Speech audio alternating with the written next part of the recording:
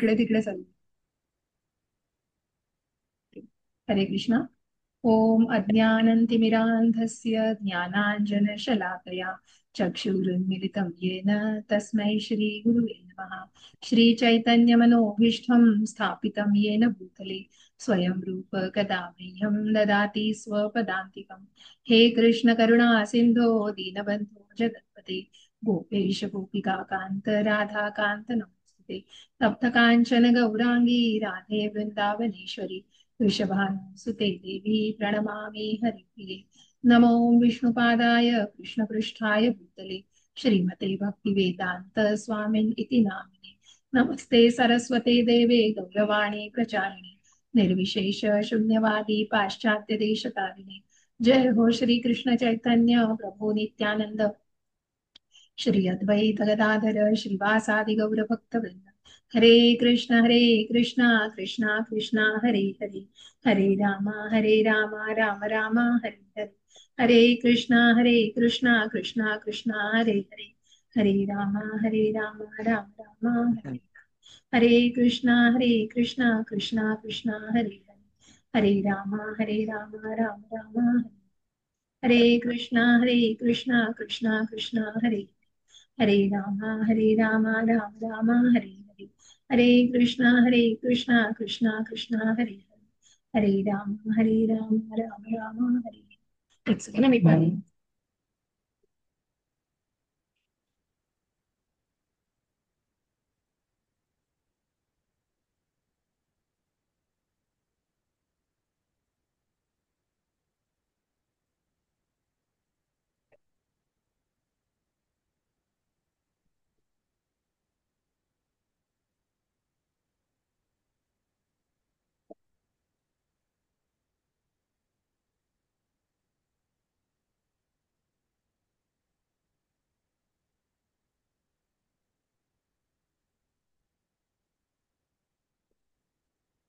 हरे कृष्णा.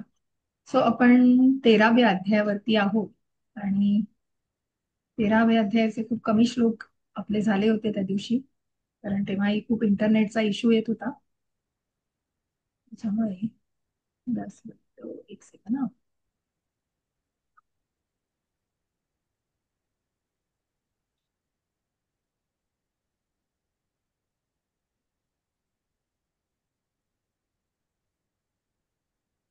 ठीक आहे, 12वा श्लोक आपण पुन्हा घेऊ. आ, ज्याचे तात्पर्य हे बरंच आहे, पण आपण त्या गुणांना समजून घेऊया एकदा पुन्हा, की भगवंत सांगतायत ज्ञान काय आहे. तर हे जे 8 ते 12 श्लोक आहेत याचं थोडं तात्पर्य, याचा थोडा अर्थ, अनुवाद आपण एकदा चर्चा करू. तर आपण याला क्षेत्र क्षेत्रज्ञ विभाग येऊ. क्षेत्र आणि क्षेत्रज्ञाला आपण बघितलं की क्षेत्र म्हणजे काय आणि क्षेत्रज्ञ म्हणजे काय. क्षेत्र हे आपलं शरीर आहे. जसं आपण शेत म्हणतो एखादी क्षेत्र, आणि त्या शेतावर राबणारा तो शेतकरी असतो ज्याला फक्त त्याच्या शेताबद्दल कळतं. म्हणजे क्षेत्रज्ञ फक्त तो एकच तेव्हा असतो, परंतु क्षेत्रज्ञ हे आपल्या शरीराला जेव्हा क्षेत्र म्हटलं जातं तेव्हा दोन क्षेत्रज्ञ, की आत्मा आणि परमात्मा. आणि हा परमात्मा हा सगळ्या शेतांना म्हणजे सगळीकडे बघत असतो. जसं आपण सूर्यदेवाचं उदाहरण घेऊन, की तो सगळीकडे एकत्र नजर असते त्याची, तो सगळीकडे बघू शकतो. आणि त्याचप्रमाणे परमात्मा हा क्षेत्र म्हणजे प्रत्येक शरीराला जाणतो, कारण तो प्रत्येक शरीरामध्ये क्षीरोदकशाही विष्णू म्हणजे परमात्मा या रूपामध्ये तो वास करत असतो. आणि मग आपण जेव्हा भगवंतांनी हे सांगितलेलं आहे, काही ज्ञानाविषयी सांगितलेलं आहे की ज्ञान म्हणजे काय आहे. आपण जेव्हा 8व्या अध्यायामध्ये पण काही प्रश्न घेतलेले आहेत, ज्ञान म्हणजे काय, ज्ञेय, त्याच्यानंतर सगळ्या म्हणजे अधिदैव, अधिभूत, अधियज्ञ, या सगळ्या प्रश्नांची उत्तरं आपण भगवंतांकडनं जाणलेली आहेत.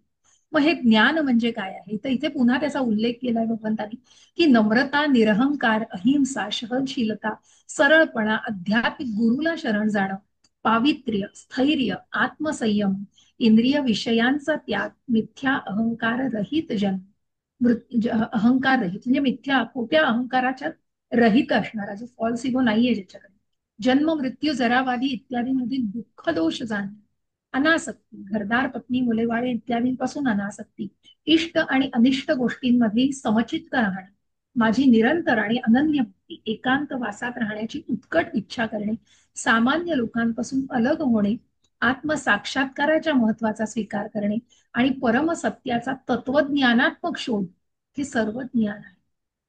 म्हणजे कुठेतरी त्या ऍब्सोल्यूट ट्रूथला, म्हणजे आपण जेव्हा म्हणतो स्थिताधीर मुनी, दुसऱ्या अध्यायातही आपण जाणण्याचा प्रयत्न केला, स्थिताधीर मुनी, की जो, ज्याचं मन हे स्थिर आहे. मन स्थिर आहे कधी हो, की तो कुठेतरी बॅलन्स राखतो. आणि म्हणून समचित्त, इष्ट आणि अनिष्ट, म्हणजे तो सुखामध्ये खूप पुरळूनही जात नाहीये आणि दुःखामध्ये होरपळतही नाही. आणि म्हणून तो जन्म मृत्यू जरा व्याधी या सगळ्याला तो फॅक्ट जाणतोय. हा आत्मा, आपण शरीर नाही आत्मा आहोत. आणि म्हणून ही जी आत्मसाक्षात्काराची भावना आहे, ही आत्मसाक्षात्काराच्या महत्वाचा स्वीकार करेल, हे त्याला माहिती असतं. आणि हे सगळं ज्ञान आहे असं भगवंत घोषित करतायत. आणि या व्यतिरिक्त जे काही आहे ते अज्ञान आहे. मग ते सगळं भौतिक आहे हो. जे काही ज्ञान दाखवलं जाते तर हे सगळं भौतिकतेमधलं जे आहे, तर ते ज्ञान नसून हे जे भगवंतांनी ह्या गुणांचं वर्णन केलेलं आहे. मग या गुणांचं तात्पर्य बऱ्याच सखोल याच्यात आपण काही गोष्टी त्याच्या जाणल्या. तर हे सगळं सखोल याच्यात दिलेलं आहे. तर त्याच्यातला मिथ्या अहंकार म्हणजे आपण स्वतः देह आहोत, कुठेतरी बॉडीली कन्सेप्शनशी आपण निगडीत आहोत, या सगळ्या प्रत्येक ह्याच्याविषयी आपल्याला तात्पर्यामध्ये दिलेलं आहे. पण हे सगळ्या गुणांविषयीच माहिती दिलेली आहे आणि या तात्पर्यामध्ये त्याचं वर्णन केलेलं आहे पूर्णपणे. तरी आपण शेवटच्या ज्या तात्पर्यामध्ये शेवटच्या पॅरेग्राफ मधलं आपण थोडस जाणण्याचा प्रयत्न करू. विनम्रतेपासून ते परम सत्याच्या भगवान स्वरूपाच्या साक्षात्कारापर्यंतचा हा मार्ग तळमजल्यावरून ते थेट सर्वात वरच्या मजल्यापर्यंत जाण्याकरता केलेल्या विद्युत उद्वाहकाप्रमाणे आहे. लिफ्ट सारखा आहे हो भक्तीचा मार्ग. आता असे अनेक लोक आहेत जे उद्वाहकावरून जाताना पहिल्या दुसऱ्या तिसऱ्या मजल्यापर्यंत चढलेले आहेत, परंतु जोपर्यंत मनुष्य कृष्ण तत्वरूपी सर्वात वरच्या मजल्यापर्यंत पोहोचत नाही. म्हणून जन्म कर्मच्या मे दिव्य योमा वेत्ती तत्वता, की भगवंत म्हणताय जो मला तत्व, जो भगवंतांचं आहे तत्व, जो तत्वतः भगवंतांना जाणतो आहे, तो तिथपर्यंत पोहोचू शकत नाही. आणि म्हणून तो भक्तीचा जो मार्ग आहे, भक्तीची जी अवीट गोडी आहे, ती मात्र तुम्हाला भगवंतांपर्यंत, म्हणून त्याला लिफ्टचा मार्ग म्हटलंय हो. तुम्ही कर्मयोग, ज्ञानयोग, ध्यानयोग, अष्टांग योग किंवा हे सगळ्या पायऱ्या चढत चढत चढत चढत फायनली तिथेच डेस्टिनेशन पाहिजे. डेस्टिनेशन परमात्म्याला होण्याचं आहे. आणि म्हणून ते डेस्टिनेशन गाठण्यासाठी त्या उद्वाहकाचा उपयोग केला तर तुम्ही अगदी फास्ट तिकडे जाऊ शकाल. तोपर्यंत तो ज्ञानाच्या खालच्या पायरीवर असतो, जोपर्यंत तो वरच्या मजल्यावर पोहोचत नाही. कारण कृष्णांना तत्वरूपी जो जाणत नाही. जर मनुष्याला परमेश्वराची बरोबरी करावयाची असेल आणि त्याचबरोबर आध्यात्मिक जीवनातही प्रगती करावयाची असेल, तर तो निश्चितपणे वैफल्यग्रस्त होईल. कसं आहे माहितीये का, दोन्ही गोष्टी एकत्र नाही होत. तिथे तो खोटा अहंकार टाळलाच पाहिजे. मनुष्याला परमेश्वराची बरोबरी करणं हे शक्य तरी आहे का? कारण आत्मा आणि परमात्मा, त्या ममई वांशो जीवलोके जीवभूत सनातन, भगवंतांचे अंश आहोत. म्हणून पुन्हा पुन्हा ते उदाहरण दिलं जातं की एक समुद्राचा थेंबही खारट आहे हो, आणि अख्खा समुद्रही खारट आहे, पण तो परिमाणात्मक आपण त्या समुद्राची बरोबरी नाही करू शकत. तो थेंब अख्ख्या समुद्राप्रमाणे नाही वागू शकत. त्याचप्रमाणे मनुष्याचे, पण मनुष्य काय आहे की खोट्या अहंकारामध्ये आहे. त्यामुळे मग मी देव आहे, मग दैवी स्वरूप आहे. आणि मग इथे कुठेतरी ती वैफल्यग्रस्तपणा निश्चित येऊ शकतो. आणि म्हणून या ठिकाणी म्हटलं आहे की नम्रतेविना वास्तविक तत्व जाणणे शक्य नाही. स्वतःला परमेश्वर मानणे म्हणजे अत्यंत गर्विष्ठ होणे होय. भौतिक प्रकृतीच्या कठोर नियमांद्वारे जीवाला जरी नेहमी लत्ता प्रहार मिळत असेल, तरी अज्ञानामुळे तो स्वतःला परमेश्वर म्हणवितो. आणि म्हणून ज्ञानाचा प्रारंभ अमानित किंवा विनम्रतेपासून होतो. मनुष्याने विनम्र असले पाहिजे आणि आपण भगवंतांच्या अधीन आहोत हे जाणले पाहिजे. म्हणून कारण का, की आपण म्हणतो ना, man man proposes God disposes. कारण की आपण आपण भरपूर प्लॅन आखू, पण तिथे अनुमती तर पाहिजे ना. म्हणून गवताचं पातं देखील भगवंतांच्या इच्छेशिवाय हलू शकत नाही. आणि म्हणून भगवंतांच्या इच्छे ती सूट दिली आहे भगवंतांनी, मायन्यूट ती सूक्ष्म सूट आपल्याला दिली आहे, इच्छा करण्याची दिली. पण ती इच्छा काय करतो आहोत हे पण खूप महत्वाचं आहे. आणि म्हणून मग त्या इच्छा मात्र भगवंतांशी निगडीत आहेत, कारण त्या भगवंतांनी सँक्शन केल्याशिवाय पूर्ण होत. भगवंतांशी विद्रोह केल्याने मनुष्य मायेच्या अधीन होतो. मग ती योगमाया आणि मोहमाया. म्हणून मग योगमाया म्हणजे भगवंतांची योगमाया आहे. नाहीतर जरा कुठेतरी विस्मरण झालं की आलो हो पटकन आपण घुसतोय त्या मोहमायेमध्ये, हे हवंय ते हवंय. आणि त्यानं हे सत्य जाणून त्यावर दृढ विश्वास ठेवला पाहिजे. ते डिटर्मिनेशन महत्वाचं आहे, तो दृढता महत्वाची. आणि म्हणूनच भक्तीमधली ही दृढता महत्वाची आहे, की भगवंत आहेत आणि माझं रक्षण करणार आहे. की अगदी डोळे झाकून जो भगवंतांवर विश्वास ठेवतोय, की भगवंतां मग ती श्रद्धा आहे ना, ती श्रद्धा खूप डीप पाहिजे. आणि त्याचा डीपनेस, त्याचा खोलवरपणा कधी येईल, जेव्हा साधू संग तुम्ही जेव्हा अभ्यास कराल आध्यात्मिक. नुसतंच मला आध्यात्मिकतेमध्ये करायची आहे, प्रगती करायची आहे, मला भागवत वाचायचंय, मला हिऊ करायचंय, मला ते वाचायचंय, मला याचं ज्ञान घ्यायचंय. पण तिथे जर ती जर भावनाच मिसिंग असेल, कृष्ण भावनाच मिसिंग असेल, तर ते सगळ्याचा काय परिणाम हो, सगळ्याचा काय उपयोग हो. म्हणून तो दृढ विश्वास फक्त भक्तीने.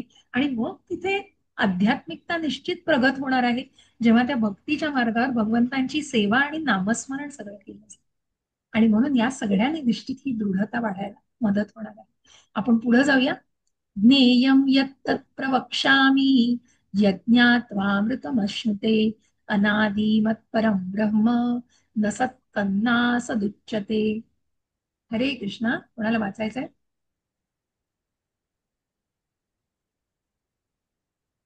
योजना माताजी, पुष्पलता माताजी वाचायचंय?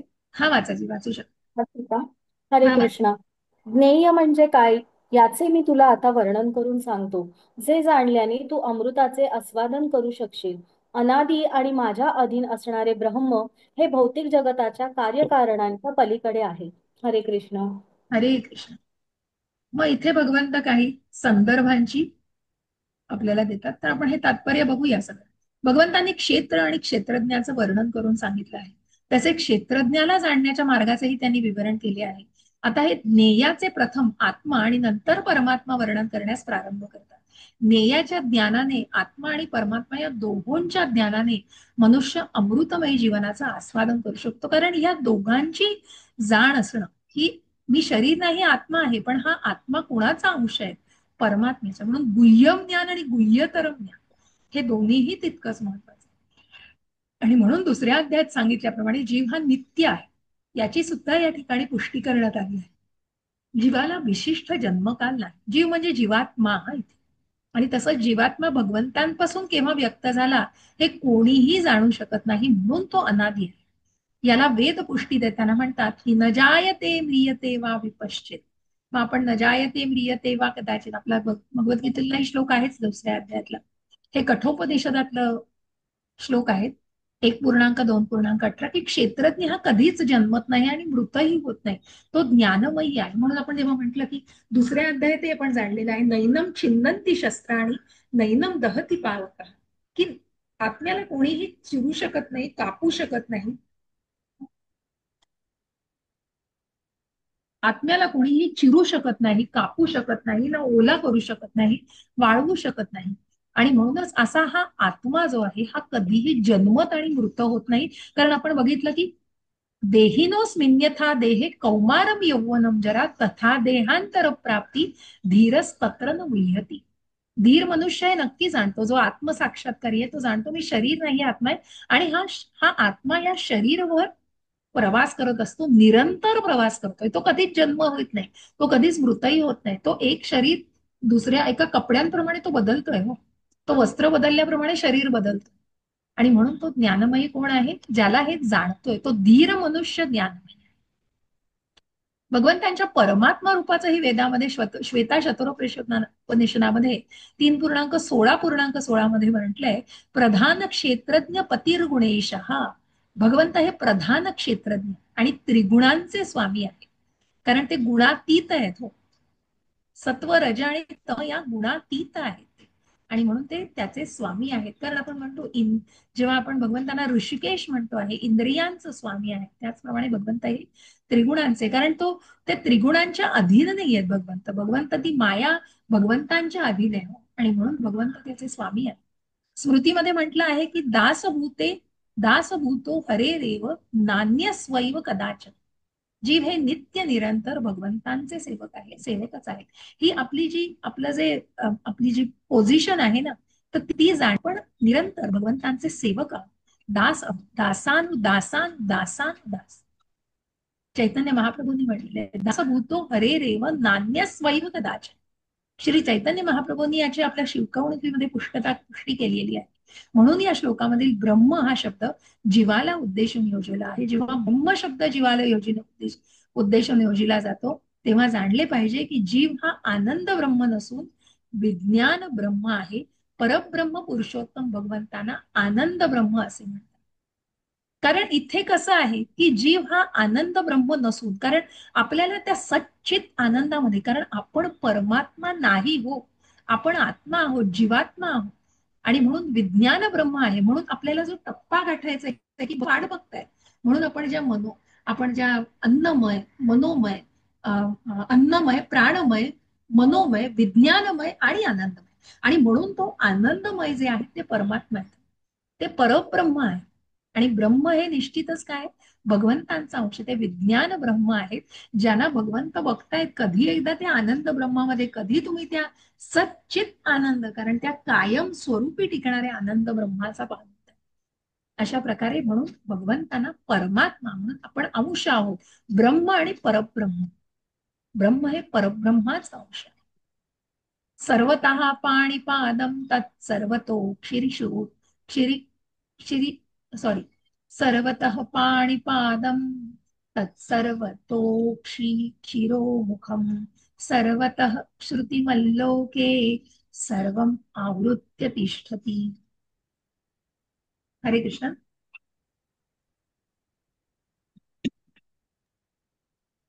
योजना माताजी वाचणार वाचा. वाचते माताजी. सर्वत्र त्यांचे हात, पाय, नेत्र, मस्तके, मुखे आणि कान आहेत. या प्रकारे परमात्मा सर्व व्यापून आहे. हरे कृष्ण. हरे कृष्ण. भगवंताने 11व्या अध्यायातच 10व्या अध्यायातच अर्जुनाला सांगितलेलं आहे की तू कशाला एवढं माझ्या ऐश्वर्याचं वर्णन ऐकतोयस, किंवा याची का सगळ्याची गरज आहे. कारण मी एका अंशातून सगळं विश्व व्यापलेलं आहे. कारण प्रत्येक जीवाच्या हृदयामध्ये 84 लक्ष योनींमध्ये, प्रत्येक जीवाच्या हृदयामध्ये भगवंत हे परमात्मा स्वरूपामध्ये क्षीरोदकशाही विष्णू या स्वरूपाने भगवंतांच्या तिथे निवास करता आहेत. आणि म्हणून प्रत्येक जीव हा परमात्म्याचा अंश आहे. आणि म्हणून परमात्मा हे सगळीकडे व्यापलेले आहेत. म्हणून जो जो कोणी पंडित आहे तो समदर्शी आहात. कारण तो एका चांडाळाला, एका कुत्र्याला, त्या कुत्र्याच्या मालकाला किंवा कुठल्याही प्रकारच्या व्यक्तीला तो समभावनेने, किंवा कुठल्याही प्राण्याला सुद्धा तो त्याच भावनेने आणि त्याच नजरेने बघत असतो. कारण त्याच्यामध्ये काय की प्रत्येक हृदयामध्ये परमात्मा वसलेला आहे. आणि म्हणून भगवंत हे आपल्या पृथ्वीपासून अत्यंत दूर अशा धामामध्ये वास करीत असले तरी मनुष्याने अर्पिलेल्या वस्तूंचा स्वीकार करण्याकरता ते आपले हात कुठेही पसरवू शकतात. हीच त्यांची शक्ती आहे. ब्रह्मसंहितेत 5.37 म्हटले आहे, गोलोक एव निवसत्य किलात्मभूत. जरी भगवंत आपल्या दिव्य धामामध्ये लीला करण्यात मग्न असले तरी ते सर्व व्यापी आहे. जीव म्हणू शकत नाही की मी सर्वव्यापी आहे. म्हणून हा श्लोक परमात्मा श्री भगवान यांचे वर्णन करतो, जीवात्म्याचे नव्हे. इथेच पुन्हा पुन्हा सांगितलंय की जीवात्मा आणि परमात्मा यातला फरक काय आहे. परमात्मा म्हणून आपण जेव्हा नैवेद्य दाखवतो तेव्हा डोळ्यांनी ग्रहण केलं जातो भगवंतांच्या. भगवंत तो नैवेद्य ग्रहण करताय. आपण कितीतरी अशा पास्ट टाइम्स कथा ऐकलेल्या आहेत की कशा प्रकारे भगवंत त्या नैवेद्याचं ग्रहण करता आहेत. भगवंतांचे कुठलेही अवयव हे भगवंत निश्चितच त्या गोष्टींसाठी वापरत असतात. आणि म्हणूनच भगवंत हे गोलोक धामामध्ये असले, प्रत्यक्ष ओरिजिनल कुठे आहेत ते गोलोक धामामध्ये आहेत, परंतु ते प्रत्येक वेळी आपल्या मूळ रूपामध्ये. कारण का, परित्राणाय साधूनां विनाशाय च दुष्कृतां धर्म संस्थापनार्थाय संभवामी युगे. आणि म्हणून प्रत्येक ठिकाणी जरी आता आपण म्हटलं की महाविष्णूंचं रूप हे क्षीरोदकशाही विष्णू, गर्भोदकशाही विष्णू ही भगवंतांचे पुरुष अवतार आहेत. आणि भगवंत या सगळ्या अवतारांमध्ये असले तरी भगवंत हे गोलोक वृंदावनामध्ये त्यांच्या मूळ रूपामध्ये कायम स्थित आहेत. म्हणून तिथेच आपल्याला भगवंतांनी सांगितलं की भगवद्गीता भगवंतांनी कुठेतरी अर्जुनाला कॉन्फरन्स रूम मध्ये राहून किंवा कुठेतरी वेगळीकडे जाऊन नाही सांगितले हो. तिथेच युद्धाच्या ठिकाणी आणि तिथेच रथावर आरूढ असताना भगवंत त्याच ठिकाणी त्यांनी विश्वरूप घेतलेलं आहे आणि भगवंत तिथेच त्या रूपामध्ये ओके. अवतरित होत आहे. अशा प्रकारे भगवंत हे सर्व व्यापी आहे आणि म्हणून हा श्लोक परमात्माला जीवात्म्यापेक्षा कसा वेगळा आहे त्याप्रमाणे सांगत आहे. येस प्रभूजी, तुम्हाला श्लोक वाचायचा आहे? हरे कृष्ण किरण प्रभूजी.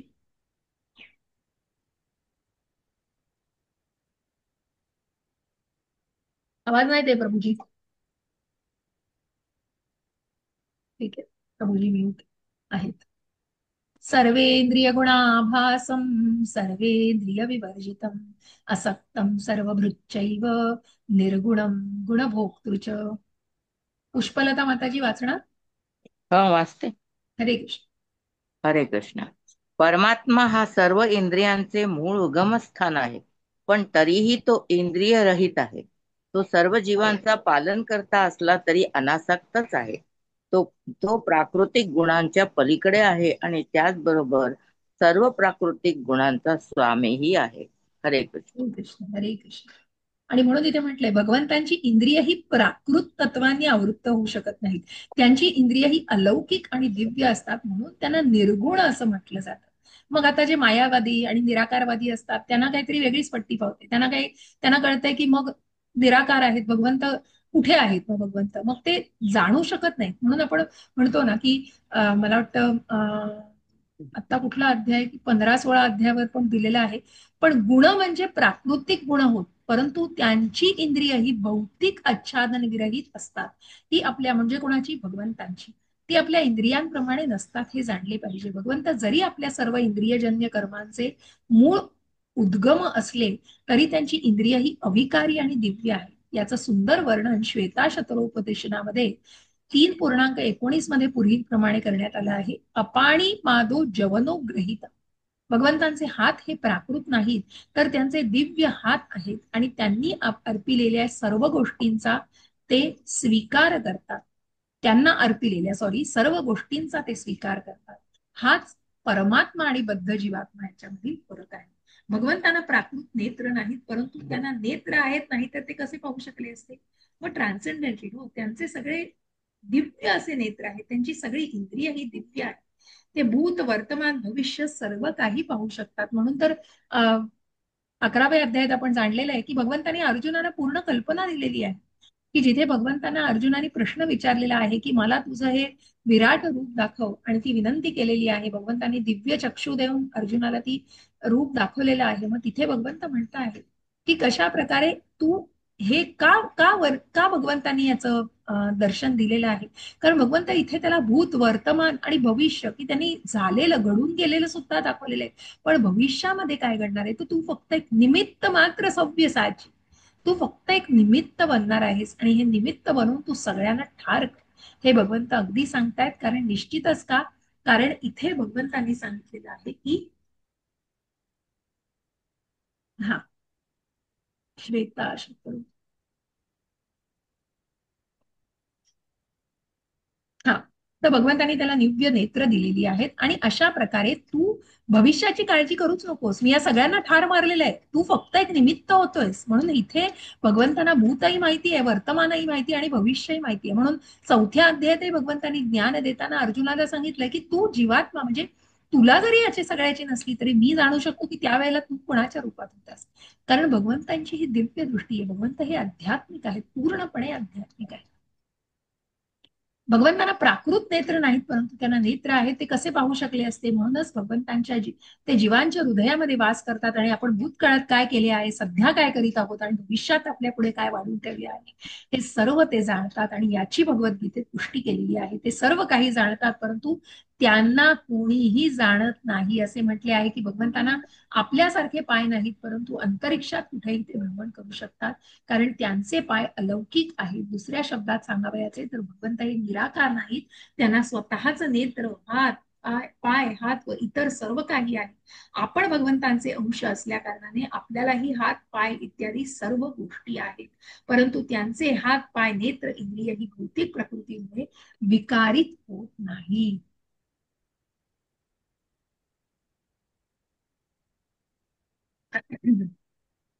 इथे आध्यात्मिक आणि भौतिकतेमधला फरक दाखवला. भगवंत हे आध्यात्मिक आहे आणि म्हणूनच भगवंतांकडे जे आहे हे सगळं दिव्य आहे. बहिरंतश्च भूतानाम् अचरं चरमेव च सूक्ष्मत्वात् तद्विज्ञेयं दूरस्थं चान्तिके च यत्. हरे कृष्णा.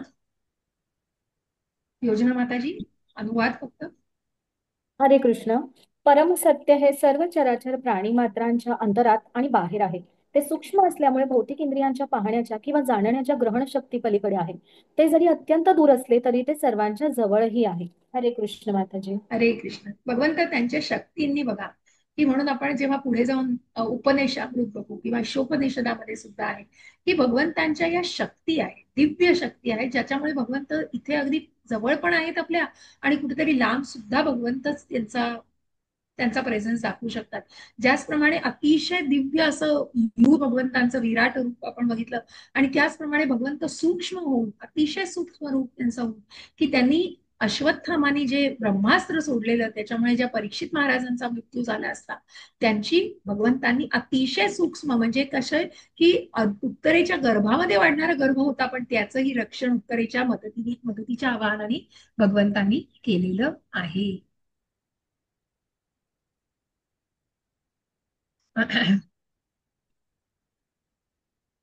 वेदांमध्ये म्हणून म्हटले आहे की त्यांना जाणण्यासाठी आपले प्राकृत मन आणि इंद्रिय पुरेशी नाहीत, अपुरी आहेत. परंतु कृष्ण भावनामय भक्तीचे आचरण करून ज्याने आपले मन आणि इंद्रिय शुद्ध केली आहेत तो भगवंतांना सतत पाहू शकतो. आणि म्हणून भगवंत सुद्धा भक्तालाच रिव्हील होतात. भगवंत सगळ्यांसमोर अर्पण करू शकत नाही. तर भगवंतांना माहिती की भक्ताची जी श्रद्धा आहे ती कुणाही इतरांमध्ये असू शकत नाही. आणि भगवंत हेच आपल्याला सांगू इच्छितात. परंतु कृष्ण भावनामय भक्तीचे आचरण करून ज्यानं आपलं मन आणि इंद्रिय शुद्ध केली आहे तो भगवंतांना सतत पाहू शकतो. ब्रह्मसंहितेत म्हटले आहे की ज्या भक्ताने भगवत प्रेम प्राप्त केले आहे तो भगवंतांचा नित्य निरंतर पाहू शकतो. भगवद्गीतेतही म्हटले आहे की केवळ भक्तियोगाद्वारेच त्यांना पाहणे किंवा जाणणे शक्य आहे. भक्त्यात्मनन्यया शक्य, की ज्या 11व्या अध्यायात आपण बघितलं की भक्ती, की या भक्तीचा जो मार्ग आहे आणि फक्त भक्तीच्याच मार्गाने आपण या भगवंतांना शरण जाऊ शकतो. तिचा हा अभीट गुढी आहे. मग आपण तिथे बघितलं श्रवणम, कीर्तनम, वंदनम, अर्चनम, साख्य दास्यम आणि मग ज्याप्रमाणे अर्चनम आणि मग अर्चनम, स्मरणम, पादसेवनम, साख्यम, दास्यम, आत्मनिवेदनम, की कशा प्रकारे भगवंतांना शरण जाणारे बळी महाराज आपण बघितलेले आहेत. आणि साख्य जे हनुमंताचं उदाहरण आहे, दास्य जे प्रत्यक्ष अर्जुनाचं उदाहरण आहे, की अशा प्रकारे भगवंत या सगळ्या योगाद्वारेच, म्हणजे भक्तीच्या योगाद्वारे आपण भगवंतांशी जोडले जाऊ शकतो. अविभक्तम च भूतेषु विभक्तमिव स्थितम भूतर्भर्तू च तज्ञेय ग्रासिष्णू परविष्णू च. येस रंजना माताजी, योजना माताजी वाचू शकता? वाचू का मी? वाचा वाचा माताजी. सॉरी. परमात्मा हा सर्व जीवांमध्ये विभक्त झाल्याप्रमाणे वाटला तरी तो कधीच विभक्त झालेला नसतो. तो एकमेव आहे. तो जरी सर्व जीवांचा पालन करता असला तरी तो सर्वांच्या संहार करताही असल्याचे जाणले पाहिजे. हरे कृष्ण. हरे कृष्ण. हरे कृष्ण. आणि म्हणून हा सर्व जीवांमध्ये विभक्त झाल्याप्रमाणे वाटला तरी तो विभक्त नसतो. ओरिजिनली भगवंत गोलोक धामामध्ये तसेच येतो. ते सगळीकडे भगवंतांचे अवतार घेऊन तिथे भगवंत आहेत. परंतु म्हणूनच तो सर्व जीवांचा पालन करता असला तरी सर्वांचा संहार करताही, अॅन्हिलेशन आणि बर्थ, म्हणजे बर्थ आणि डेथ, कारण कुणामुळे ही सृष्टी साकार होतीये? भगवंतांमुळे. आणि पुन्हा याचा प्रलय येऊन पुन्हा ही सृष्टीचा नाश होतो आहे आणि याचा संहार करतेही भगवंतच आहेत. भगवंतांच्या श्वासातून अनेक ब्रह्मांड आहेत. भगवंतांच्या एका पावनी लवायचा अंश आहे की कशा प्रकारे सगळं इकडचं तिकडे होऊ शकतं आणि कशा प्रकारे आपल्याला या सगळ्या गोष्टींना सामोरं जायचं असतं. आणि म्हणून भगवंत म्हणतायत की भगवंत हे परमात्मा रूपाने प्रत्येकाच्या हृदयात स्थित आहेत. याचा अर्थ ते विभक्त झालेले असा होतो का? नाही. वस्तुतः ते एकमेवाद्वितीय आहेत. या बाबतीत सूर्याचं उदाहरण दिलं जातं. मध्यान्ह समयी सूर्य आपल्या स्थानी स्थित असतो, परंतु कोणी चारी दिशेला 5000 मैलावर जाऊन विचारले की सूर्य कुठे आहे तर प्रत्येक जण त्याला सांगेल की सूर्य हा त्याच्या डोक्यावर तळपत आहे. म्हणून भगवंत जरी अविभक्त असले तरी ते जणू काही विभाजित झाल्याप्रमाणेच प्रतीत होत असतात. हे दर्शवण्यासाठी वेदांमध्ये हे सूर्याचे उदाहरण देण्यात आले आहे. खूप सुंदर, खूप सुंदर.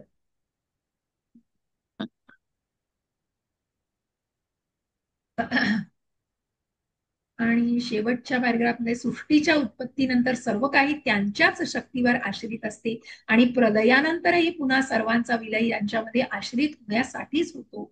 ही सर्व वेदांची प्रमाण आहेत. यतो वा इमानी भूतानी जायन्ते येन जातानि जीवन्ति यत् प्रयत्न विविश यत् प्रयत्न यत् प्रयत्न विसर विनिश्यति. जोडलेलं अक्षर आहे का? जीवंती यत् प्रयत यत् प्रयद्यम भीसं विशन्ति तद् ब्रह्म तद्विजिज्ञासस्व ससस्व. क्षमस्व.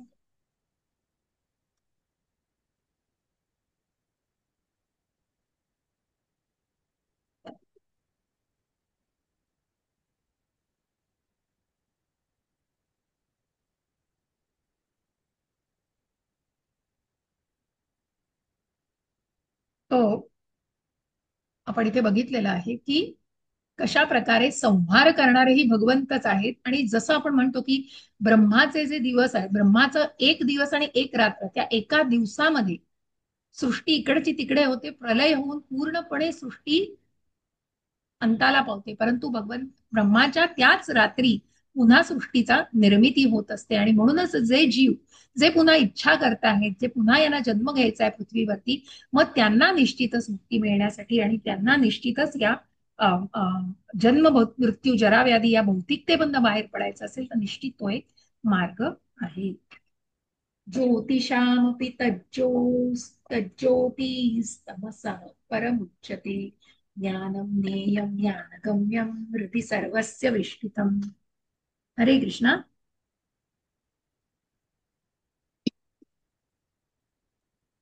हरे कृष्ण. हरे कृष्ण. सर्व प्रकाशमान वस्तूंमधील प्रकाशाचे उगम तो आहे. तो भौतिक अंधकाराच्या अतीत आहे आणि अव्यक्त आहे. तो ज्ञान आहे, तोच ज्ञेय आहे आणि ज्ञानाचे ध्येय आहे. तो सर्वांच्या हृदयात स्थित आहे. हरे कृष्ण.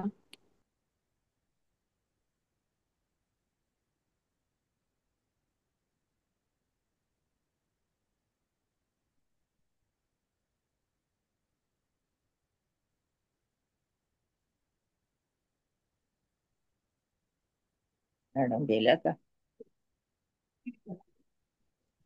नेटवर्क गेलं का त्यांचं? माहित नाही. आहे 2 मिनिट. बेल वाजली ना म्हणून मी सॉरी. अच्छा. सो सर्व प्रकाशमान वस्तूंमधील प्रकाशाचा ज्या विभूतींमध्ये आपण बघितलेलं आहे की सूर्यचंद्र हे भगवंतांचे नेत्र आहे. आणि म्हणूनच सर्व प्रकाशमान वस्तूंमधील प्रकाशाचे उगम तो भौतिक अंधकाराच्या अतीत आहे, अव्यक्त आहे, तो ज्ञान आहे, तोच ज्ञेय आहे आणि ज्ञानाचं ध्येय आहे. हे आपण याच्यातून जाणलंय.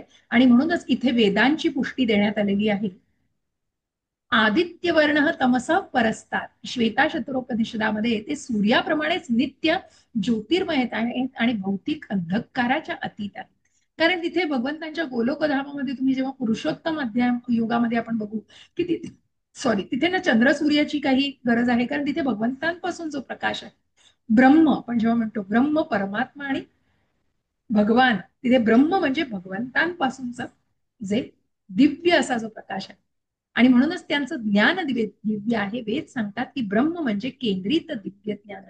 जो त्या आध्यात्मिक जगताची प्राप्ती करण्यास उत्सुक आहे त्याला हृदयस्थित भगवंत ज्ञान प्रदान करतात. एक वैदिक मंत्र सांगतो, तमह वेदम तमह देवम आत्मबुद्धी प्रकाशम मुमुक्षर्वी शरणमहम प्रपद्दी.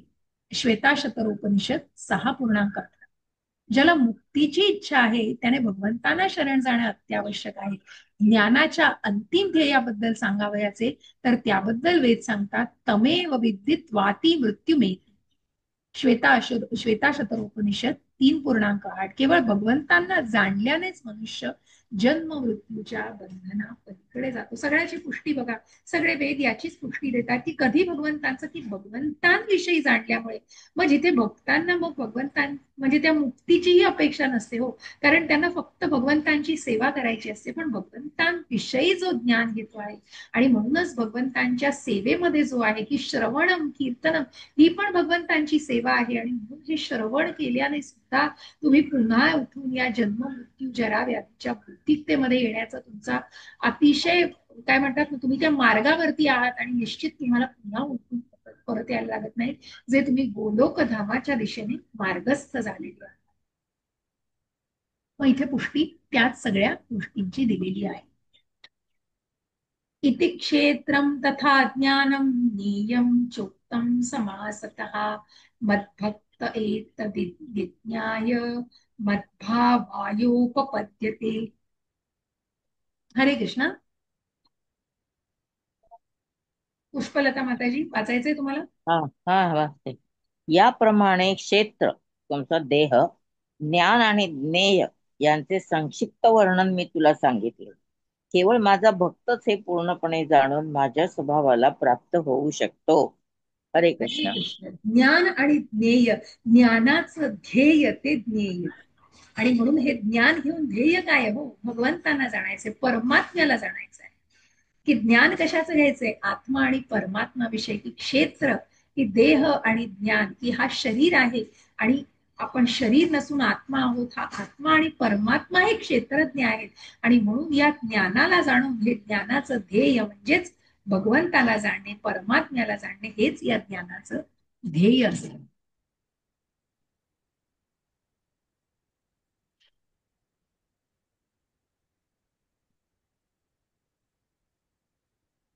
म्हणून आपल्याला सारांश मनुष्य जाणू शकतो की मनाभूतानी महाभूतानी पासून प्रारंभ होणाऱ्या आणि चेतना धृती मध्ये शेवट होणाऱ्या 6व्या आणि 7व्या श्लोकामध्ये महाभूतांचं आणि जीवनाच्या व्यक्त होणाऱ्या विशिष्ट लक्षणांचं वर्णन करण्यात आलं.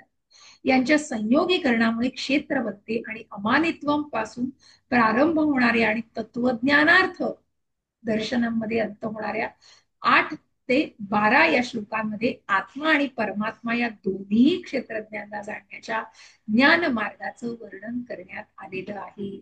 आणि म्हणून आपल्याला काय म्हणतं आहे की क्षेत्र आणि क्षेत्रज्ञ, आणि म्हणून कशा प्रकारे आत्मा आणि परमात्मा या दोन्ही क्षेत्रज्ञांचा जाणण्याच्या ज्ञान मार्गाचं इथं वर्णन करण्यात आलेलं आहे. महाभूतानी म्हणजे प्रारंभ आणि शेवट होणारे म्हणजेच कशा प्रकारे या महाभूत, म्हणजे आपण जेव्हा महाभूत म्हटलं तेव्हा जीवात्मा आहे, पण अधिभूत हे भगवंत आहे. आणि म्हणून या सगळ्याला जाणायचं, हे ज्ञान घेऊन त्या ज्ञानाचं ध्येय गाठायचंय म्हणजेच ज्ञेय गाठायचंय, जिथे भगवंतांना जाणायचं आहे. अनादि मत्परम पासून प्रारंभ होणाऱ्या आणि हृदय सर्वस्य विष्टतम मध्ये अंत होणाऱ्या 13 ते 18 या श्लोकांमध्ये आत्मा आणि परमात्मा किंवा भगवंतांचं वर्णन करण्यात आलेलं आहे. आणि म्हणून इथे आपल्याला जाणायला पाहिजे आहे की महाभूतांचं आणि जीवनाच्या व्यक्त होणाऱ्या विशिष्ट लक्षणांचं वर्णन करण्यात आलेलं आहे. यांच्या संयोगीकरणामुळे मग आपण जेव्हा क्षेत्र व शरीर, शरीर हे 24 तत्वांनी बनलेलं आहे, मग तिथे इंद्रिय विषय हे तितकेच महत्वाचे आहेत. कर्मेंद्रिय आहेत, ज्ञानेंद्रिय आहेत आणि पंचमहाभूत आहेत, जिथे पृथ्वी अग्नी वायू जल आणि पृथ्वी वायू अग्नी जल आणि काय विसरले मी, पृथ्वी आप वायू अग्नी आणि जल, म्हणजे कशा प्रकारे आकाश, पृथ्वी आकाश वायू जल आणि अग्नी या या सगळ्यांना आपल्याला पंचतत्व म्हटलेलं आहे. ज्ञानेंद्रिय 5 आहेत, कर्मेंद्रिय 5 आहेत आणि त्यानंतर मन बुद्धी अहंकार हे 3 गोष्टी आहेत.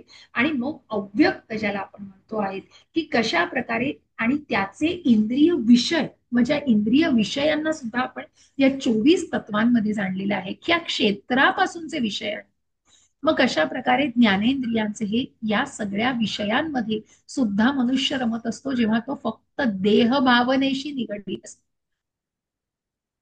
सर्वस्य चाहम हृदि सन्निविष्टो, की कशा प्रकारे आपल्याला 15व्या अध्याय ते जाणायचं आहे की वेद सॉरी पूर्ण तो श्लोक आपण म्हणूया. वेद सर्वे रहमेव वेद्यो वेदांत कृत्वेद विदेह चाहम.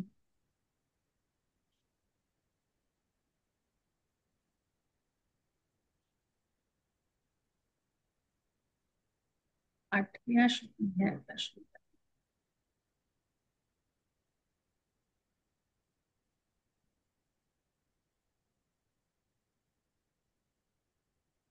हा एक आहे आणि 15व्या.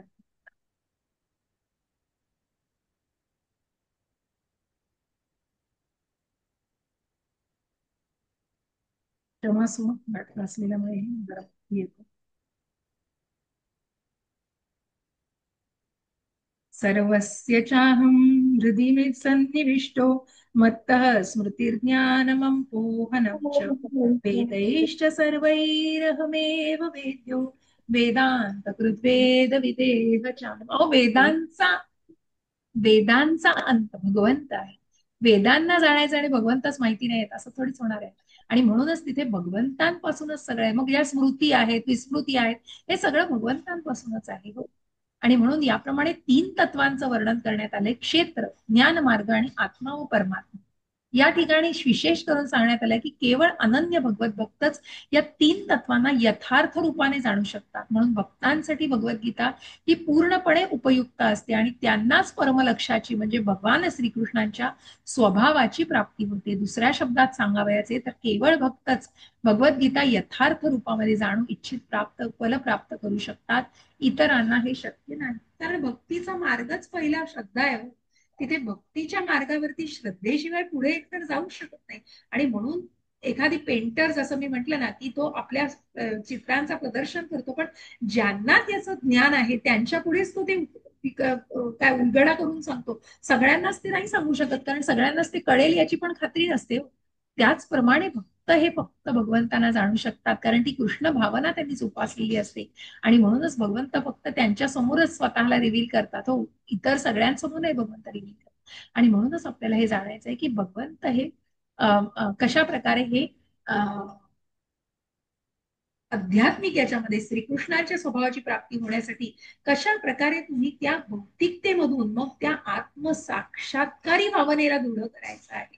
आणि या सगळ्या गोष्टींनीच आपण त्या भगवत भक्तीमध्ये पूर्णपणे तल्लीन होऊ शकतो.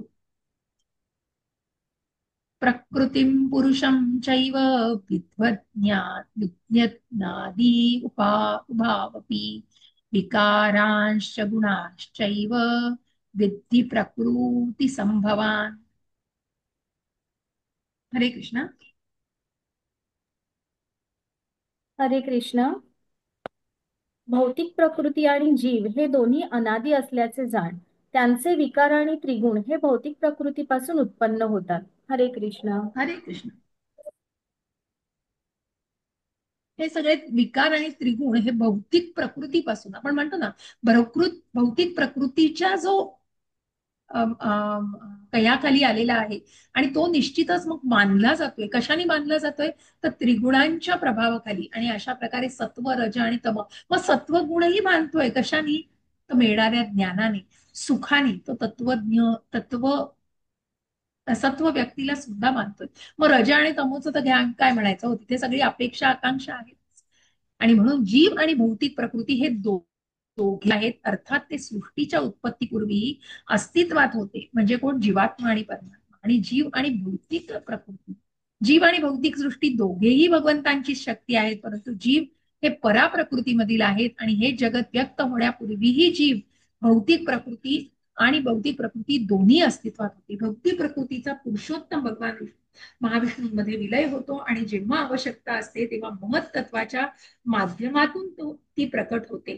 त्याचप्रमाणे जीवनही महाविष्णूंमध्येच असतात, जीवही महाविष्णूंमध्येच असतात. आणि ते बद्ध असल्या कारणाने भगवत सेवेपासून विन्मुख असतात. त्यामुळे त्यांना आध्यात्मिक जगतामध्ये प्रवेश दिला जात नाही. परंतु सृष्टीची पुन्हा उत्पत्ती झाल्यावर त्यांना भौतिक जगतात कर्म करून वैकुंठ लोकात प्रवेश करण्यास योग्य बनण्याची संधी दिली जाते. ज्या अजामिलाला मिळाला सेकंड चान्स. हेच भौतिक सृष्टीचं रहस्य आहे. वस्तुतः जीव हे भगवंतांचे आध्यात्मिक अंश आहेत. परंतु विद्रोही स्वभावामुळे ते भौतिक प्रकृतीमध्ये बद्ध होतात. भगवंतांचे अंश असणारे हे जीव भौतिक प्रकृतीच्या संपर्कात कसे येतात या गोष्टीला खरोखरी महत्व नाही. तथापि जीव सांगतात की जे भौतिक प्रकृतीद्वारे मोहित होतात ते अस्तित्व राखण्यासाठी अतिशय अतिशय कठीण असा संघर्ष करीत असतात. आणि म्हणूनच या श्लोकाच्या वर्णनावरून आपण जाणले आहे की त्रिगुणांद्वारे उत्पन्न होणारे प्रभाव आणि सारे विकार हे भौतिक प्रकृतीद्वारेच उत्पन्न होतात आणि जीवाचे सारे विकार आणि सारी वैविध्यता ही शरीरामुळे प्रकट होते. आत्मतत्वाच्या दृष्टीने तर सारे जीव एकसारखेच आहेत. हरे कृष्ण तर आपण माताजी. इथे 20 पर्यंत थांबूया आणि काही प्रश्न घेऊया, कोणाचे काही असले तर, म्हणजे पुढे जाऊच या. पण आतापर्यंतच्या श्लोकामध्ये जर काही प्रश्न असतील तर, काही चर्चा, टीका टिप्पणी असतील तर नक्की सांगा. येस किरण प्रभूजी, हरे कृष्णा, कसे आहात? आहे ठीक आहे, जराशी तब्येत जरा हे आहे म्हणून मी जास्त हे केलं नाही. हो, दिसला नाही तुम्ही भागवताला. हो, म्हणूनच मला वाटलं, मी विचारणारच होते. हो हो, नाही सकाळी होतो मी काल. अच्छा, आज सकाळी होतात. ओके, हो हो, बरं, बरोबर. ठीक आहे. नाही, काळजी घ्या, हरकत नाही. हो पण हो, थोडं ऐकलं जातं तर तेही मनाला बरं वाटतं ना तेव्हा. होय होय. त्यामुळे निश्चितच काही प्रश्न आहेत प्रभूजी, काही सांगायचंय? नाही नाही, मी म्हटलं पुढचा श्लोक वाचावा म्हणून मी थांबलो हो, होतो. नक्कीच नक्कीच. जाऊ दे. त्याच्या आधी पुढे. पुष्पलता माताजी आणि योजना माताजींना काही प्रश्न आहेत का आधीच्या श्लोकांमध्ये? माताजी नाही नाही. समस्त आहेत, ज्ञान ध्येय हो. क्षेत्रज्ञ. योजना माताजी, काही प्रश्न आहेत, हो, मनात काही माताजी, शंका? ज्ञेय म्हणजे काय? ज्ञेय म्हणजे ज्ञानाचं ध्येय, जे ज्ञान भगवंत देत आहेत. या ज्ञानाला घेऊन काय ध्येय गाठायचंय? तर परमात्म्याला जाणायचंय पूर्णपणे. म्हणून ज्ञानाचं ध्येय म्हणजे ज्ञेय माताजी. ते ध्येय जे अच्छा, आहे, ज्ञान घेऊन जे गाठायचंय ते ज्ञेय. हा, ठीक समजलं. आहे, ओके. हा हा. हरे कृष्ण. येस प्रभूजी, वाचू शकता तुम्ही. तुम्हाला बर, त्रास होत नसेल तर वाचा प्रभूजी. नाही वाचतो वाचतो. ठीक. कार्यकारण कर्तृत्वे हेतु प्रकृतिरुच्यते पुरुष सुखदुःखानां भूत भूतकृत्वे हेतुरुच्यते. हे वाचू, अर्थ वाचू ना. अनुवाद वाचा फक्त, हा अनुवाद वाचा. अनुवाद. यस. प्रकृती ही सर्व भौतिक कार्यकारणांना कारणीभूत असल्याचे म्हटले आहे. तर जीव या संसारातील विविध वस्तू व विविध सुखदुःखांच्या उपभोगास कारणीभूत असल्याचे म्हटले आहे. हरे कृष्ण. हरे कृष्ण. कारण का हो? कारण या जीवाला ही जी इच्छा करण्याची सूट मिळालेली आहे, त्याच्यामुळे तो कुठेतरी पुन्हा पुन्हा त्या चक्रामध्ये गुरफटला जातोय. कारण मला हे हवंय, मला ते हवंय.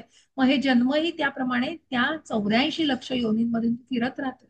आणि म्हणून त्या भौतिकतेमधून विविध सुखदुःखांच्या उपभोगास, कारण मग कुठेतरी फक्त ती डिमांड आहे, हो मला हे हवंय, मला ते हवंय. मग ती राजसिकताच आपल्याला जास्तीत जास्त स्वरूपामध्ये दिसते या भौतिक सृष्टीमध्ये.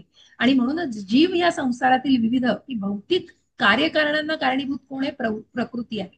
कारण भौतिक प्रकृती आहे ती, जी आपल्या क्रियाकलापांसाठी, म्हणजे कुठल्या तरी जे काही एन्व्हायरमेंट, जे काही प्रकृतीमध्ये चाललं आहे, त्या सगळ्याला ती कारणीभूत असली तरी जीवात्म्याची जी सुखदुःख आहेत त्याला कारणीभूत हा स्वतः जीवात्माच आहे. आणि म्हणून आपल्याला सांगता येईल, काही तात्पर्य घेऊन थोडे संदर्भ आपण घेऊ शकतो, जेणेकरून आपल्याला ती गोष्ट जास्त क्लिअर होऊ शकते. शरीर आणि साधना. आता एक मिनिट, अधिक स्पष्टपणे म्हणता येईल की शरीर म्हणजे इंद्रियांचा परिणाम आहे. इंद्रिय ही कामना पूर्ती करण्याची साधने आहेत. आणि आता शरीर आणि साधनरूप इंद्रिय ही भौतिक प्रकृतीद्वारे प्रदान केली जातात. आणि पुढील श्लोकावरून स्पष्ट होईल की जीवाला आपल्या गतकाळातील इच्छा आणि कर्मानुसार सुखकारक अथवा दुःखकारक परिस्थिती प्राप्त होते. मनुष्याच्या इच्छा आणि कर्मानुसार भौतिक प्रकृती त्याला विविध प्रकारची निवासस्थाने पुरविते. जीव स्वतःच अशा निवासस्थानाला आणि त्यापासून प्राप्त होणाऱ्या सुखदुःखास कारणीभूत असतो. एकदा का विशिष्ट प्रकारचा देह प्राप्त झाला की जीव प्रकृतीच्या अधीन होतो. कारण मग म्हणूनच भगवंतांनी सांगितलेलं आहे की कशा प्रकारे की बद्ध होणं, हे बद्ध का अडकतोय? कारण त्या भौतिकतेमध्ये अडकायला होत आहे. मला हे हवंय, ते हवंय, ऑर्डर करायचंय, असं हवंय, तसं हवंय. या गोष्टी संपतच नाही, या नेव्हर एंडिंग गोष्टी आहेत. आणि म्हणूनच इथे कुठेतरी भगवंत सांगतायत की जीव स्वतःच अशा निवासस्थानाला आणि त्यापासून प्राप्त होणाऱ्या सुखदुःखास कारणीभूत असतो. एकदा का विशिष्ट प्रकारचा देह प्राप्त झाला की जीव प्रकृतीच्या अधीन होतो. कारण शरीर हे जड पदार्थ असल्यामुळे प्रकृतीच्या नियमानुसार कार्य करत असते. त्यावेळी जीव प्राकृतिक नियम बदलण्याइतपत सामर्थ्यशाली नसतो. उदाहरणार्थ, जर एखाद्या जीवाला कुत्र्याचे शरीर प्राप्त झाले आणि जर त्याने कुत्र्याप्रमाणे तर त्याने कुत्र्याप्रमाणे वागलेच पाहिजे. तो इतर काही करू शकत नाही. आणि जर जीवाला डुकराचं शरीर प्राप्त झालं तर त्याला डुकराप्रमाणेच विष्ठा खाण्यास भागण्यास भाग पडते. याचप्रमाणे जर देवतांचं शरीर प्राप्त झालं तर त्यांना प्राप्त शरीराला अनुसरूनच कार्य केले पाहिजे.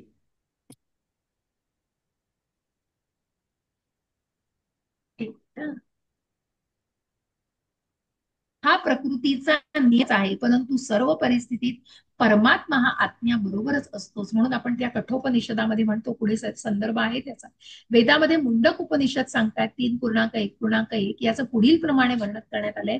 त्वासुपर्णा संयुजा सखाय. भागवत जीवाच्या प्रती इतके कृपाळू असतात, भगवंत जीवाच्या प्रती इतके कृपाळू आहेत की सर्व परिस्थितीत ते परमात्मा रूपाने त्याला सदैव साथ देतात. कारण त्या कठोपनिषदामध्ये आपण बघतो की तो आत्मा दुर्पटलाय, हे हवंय ते हवंय, कानातलं गळ्यातलं आणि बऱ्याच काही काही गोष्टी, सोन्याच्या असो चांदीच्या असो, पण त्याच्यात सगळा जीव अडकलेला आहे. आणि म्हणूनच भगवंत म्हणतायत की परमात्मा रूपाने तिथेही त्यांचे कशा प्रकारे, एक सेकंड ना, आत्मा आणि परमात्मा म्हणून शरीर रूपी झाडावरती आत्मा आणि परमात्मा हे दोन पक्षी बसलेले आहेत. आणि मग तो आत्मा काय करण्यामध्ये, आपलेच क्रियाकलाप, आपल्याला हे हवंय ते हवंय म्हणून ठेवून देऊन सगळं ते करण्यामध्ये, की ज्या गोष्टी खूप तात्पुरत्या आहेत. आणि म्हणूनच इथे कुठेतरी आपल्याला जाणायचं आहे की परमात्मा रूपाने, कारण तो परमात्मा हा ऑब्झर्वर आहे, उपद्रष्टा हनुमंता भगवंत आहेत. आणि म्हणूनच भगवंत तिथे निश्चितच जाणून घेऊन त्याला सदैव, म्हणूनच या आत्म्या परमात्म्याचा या भगवंतांबरोबर की कशा प्रकारे ते आत्म्याला साथ देत असतात.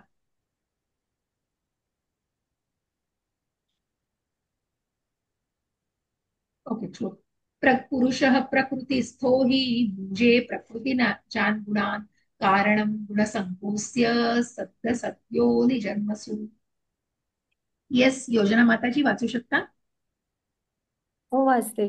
याप्रमाणे जीवात्मा प्रकृतीच्या त्रिगुणांचा भोग करीत भौतिक प्रकृतीमध्ये जीवन व्यतीत करतो. भौतिक प्रकृतीशी संग केल्यामुळे असे घडते. याप्रमाणे त्याला विविध योनींमध्ये परिवाईट प्राप्त होते. हरे कृष्ण. हरे कृष्ण. कारण कसं आहे की जीव हा प्रकृतीच्या संपर्कात आला की तो बद्ध होतो. कारण तो काय होतो, कारण तो 3 गुणांच्या प्रभावाखाली कार्य करतो. म्हणून आता जे कठोपनिषदातलं शरीर, की शरीर हे फील्ड आहे त्याचं, परंतु त्याला तो आत्मा आहे, तो परमात्म्याचा अंश आहे हेच त्याला माहिती नाही, पहिली गोष्ट. आणि तो आत्मा इतकं मला हे हवंय ते हवंय ते हवंय ते हवंय हे बघण्यात गुरफटलाय. तिथे भगवंत बघताय, तो परमात्मा तिथे क्षेत्रज्ञ, दुसरे क्षेत्रज्ञ जे तिथे सगळं ऑब्झर्व करताय. आणि म्हणूनच त्याला विविध योनींमध्ये का प्रवेश मिळतो, कारण त्यांनी इच्छा ज्या केलेल्या असतात, त्यामुळे त्याला ज्या भौतिक प्रकृतीशी संग करून ज्या इच्छा त्यांनी केलेल्या आहेत, त्या इच्छा निश्चित पूर्ण होऊन त्याला विविध योनींमध्ये जन्म घ्यावा लागतो. जीवाला निरनिराळ्या प्रकारचे शरीर कसे प्राप्त होते याचं वर्णन या श्लोकात करण्यात आलं आहे. प्रकृतींच्या त्रिगुणांचा संग झाल्यामुळे त्याला असे देहांतर करणे भाग पडते. म्हणून मनुष्याने त्रिगुणातीत होऊन दिव्यावस्थेत स्थिर झाले पाहिजे. यालाच कृष्ण भावना असे म्हणतात. जोपर्यंत मनुष्य कृष्ण भावनामय होत नाही तोपर्यंत त्याची भौतिक भावना त्याला एका देहातून दुसऱ्या देहामध्ये स्थानांतर करण्यास बाध्य करते. हा प्रवास असाच निरंतर चालू राहतो आणि मग पुन्हा पुन्हा त्या भौतिकतेमध्ये फिरून पडून मग जे काही कशा प्रकारे छोट्या छोट्या गोष्टींचा सुद्धा विचार करून आणि मग ती इच्छा दिली आहे म्हणूनच मग त्याप्रमाणे पुन्हा पुन्हा त्या योनींमधून जन्म मिळतो, 84 लक्ष योनींमधून. असं देहांतर त्याला सतत करायला लागतं. पण जो भगवत भक्तीमध्ये आहे त्याला या भौतिकतेमध्ये पुन्हा परतून यावे लागत नाही. उपद्रष्टा बघा, हनुमंत आणि उपद्रष्टा या दोन संज्ञा खूप छानपणे आपण जाणून घेऊया पुढच्या श्लोकात. उपद्रष्टानुमंताच भर्ता भोक्ता महेश्वरः परमात्मेति चाप्युक्तो देहेस्मिन पुरुषः परः. येस माताजी वाचू शकता? तरीही ह्या शरीरामध्ये, हरे कृष्ण, तरीही ह्या शरीरामध्ये दुसरा एक दिव्य भोक्ता आहे. तो महेश्वर, देखरेख करणारा व अनुमती देणारा आहे आणि तो परमात्मा म्हणून जाणला जातो. हरे कृष्ण. अरे, भोक्तारम सर्व भोक्तारम यज्ञ तपसाम सर्व लोक महेश्वर. कारण तो भोक्ता आहे आपण फक्त त्याचे अंश आहोत. हो, आपण मालक नाही झालो सगळ्या गोष्टीचे. आणि म्हणून इथे म्हटलंय की जीवाबरोबर सदैव वास करणारा परमात्मा हा भगवंतांचा प्रतिनिधी आहे. परमात्मा हा काही सामान्य जीव नाही. अद्वैतवादी देहामध्ये एकच क्षेत्रज्ञ असल्याचे मानतात. म्हणून त्यांना वाटते की आत्मा आणि परमात्मा यांच्यामध्ये मुळीच भेद नाही. अद्वैतवादी. मग ज्या शंकराचार्यांच्या आपण कार्यकारिणीमध्ये म्हणजे शंकराचार्यांच्या काळात आणि त्यांनी जे काही सांगितलेलं आहे की अद्वैतवाद, मग त्यांनी भगवंतांना गोविंद मादी पुरुषम तमाम भजामी, भगवंतांना पूर्ण सर्वोच्च नियंत्रक मानलेलं आहे. पण तिथे कुठेतरी ती अद्वैतवादाची जी भावना आहे, ती अद्वैतवादाची भावना सांगते की आत्मा आणि परमात्मा एकमेकात विलीन होतात. आणि मग त्याप्रमाणे कसं होतं की प्रत्येक देहामध्ये वेगळा आत्मा असं नाही, तर ते देहामध्ये एकच क्षेत्रज्ञ असं, म्हणजे आत्मा परमात्मा हा एकच आहे असं तिथे मानलं जातं. पण मग तिथे मग जीव आणि भक्ताचं, जीव आणि देवाचं, जीव आणि भगवंतांचं रिलेशन काय हो? मग भक्त कसा होणार आहे? भगवंत आणि भक्त याच्यातला फरक कसा करणार? आणि म्हणूनच इथे द्वैतवादाची जी भावना आहे. म्हणून चैतन्य महाप्रभूंचं जे प्रिन्सिपल आहे अचिंत्य भेद अभेद, एकाच वेळेला, म्हणून कशा प्रकारे की भगवंत हे एकाच वेळेला जवळ आहेत, लांब आहेत, या त्यांच्या शक्तीद्वारे तर आहेतच, परंतु आपण, आपलं अस्तित्व हे वेगळं आहे. जीवाचं अस्तित्व वेगळं आहे आणि परमात्म्याचं अस्तित्व वेगळं आहे. आपण भगवंतांपासून वेगळे आहोत. आपण भगवंतांना प्राप्त करू शकतो, परंतु आपण भगवंत बनू शकत नाही. पुन्हा त्या समुद्र आणि थेंबाचं उदाहरण आपण निश्चित घेऊ शकतो. आणि म्हणून इथे म्हटलं जात आहे की या संदर्भात स्पष्टीकरण देण्यासाठी भगवंत सांगतायत, भगवंत म्हणतायत की प्रत्येक देहामध्ये ते परमात्मा रूपाने स्वतःचं प्रतिनिधित्व करतात. तो आत्म्याहून भिन्न आहे. तो पर अर्थात दिव्य परमात्मा, परम आत्मा, आणि म्हणूनच तो दिव्य आहे. जीवात्मा हा एक विशिष्ट प्रकारचा उपभोग घेतो, परंतु परमात्मा हा विशिष्ट क्षेत्राचा उपभोगता नसतो. तर तो शारीरिक क्रियांचा करता नसतो, तर तो साक्षी, देखरेख करणारा, अनुमती देणारा आणि सर्वश्रेष्ठ भोगता असतो. त्याला आत्मा हे नाव नसून परमात्मा हे नाव आहे आणि तो अलौकिक आहे. आत्मा आणि परमात्म्यामधला, पुन्हा आपण जेव्हा क्षेत्रज्ञ, मग हा जो क्षेत्रज्ञ तो त्या शरीरापुरता मर्यादित आहे. कोण? आत्मा. पण परमात्मा हा सर्व निरंतर, म्हणजे सर्व दूर असे जे आहेत, आणि तो फक्त विशिष्ट क्षेत्राचा नाही, तर तो सर्वत्र पसरलेल्या गोष्टींचा तो देखरेख करणारा, अनुमती देणारा, म्हणून उपद्रष्टा आणि अनुमंता. इच्छा केली आहे पण त्याची अनुमती ती पूर्ण करणं हे फक्त भगवंतांच्या हातात आहे. भगवंताच्या हातात. येस. परमात्म्याचे हात आणि पाय सर्वत्र पसरलेले असतात, परंतु जीवात्म्याच्या बाबतीत तसं नसतं. परमात्मा हाच परमेश्वर असल्यामुळे तो जीवाच्या भोगिच्छांना अनुमती देण्यासाठी त्यांच्या अंतरात उपस्थित असतो. परमात्म्याच्या अनुमती विना जीव काहीही करू शकत नाही. जीव भुक्त आणि आश्रित आहे, तर भगवंत हे भोगता आणि पालन करतात. भुक्त आणि भोगता, आश्रित, पालन करतात. आणि म्हणून असंख्य जीव आहेत आणि त्यांच्यामध्ये परमात्मा मित्र म्हणून वास करतो. अहो, तो आपला ऑब्झर्व करताय, तो तिथे परमात्मा बघतोय. त्या कठोपनिषदामधलं उदाहरण मला इतकं आवडतं. ते दोन पक्षी दाखवले आहेत, तो पक्षी दुसरा बघतोय, तो आत्मा काहीतरी चोचीमधून आणि हे खाण्यात, ते खाण्यात आणि सगळं ते करण्यामध्ये इतका मग्न आहे की म्हणूनच मग तो त्या परमात्म्याला मात्र जाणू शकत नाही. तर हेच संदर्भ दिलेले आहेत आपल्याला. अशा प्रकारे आत्मा आणि परमात्म्यामधला फरक आपल्याला जाणून घ्यायचा आहे. किरण प्रभूजी, वाचायचा आहे श्लोक? वाचू शकता प्रभूजी. हा,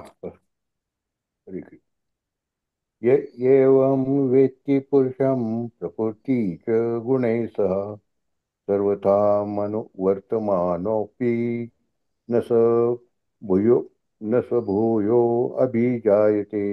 या जय. जो जो भौतिक जो विजय. प्रकृती, जीव आणि त्रिगुणांचे विकार या संबंधीचे तत्व जाणतो, त्याला निश्चितच मोक्ष प्राप्ती होते.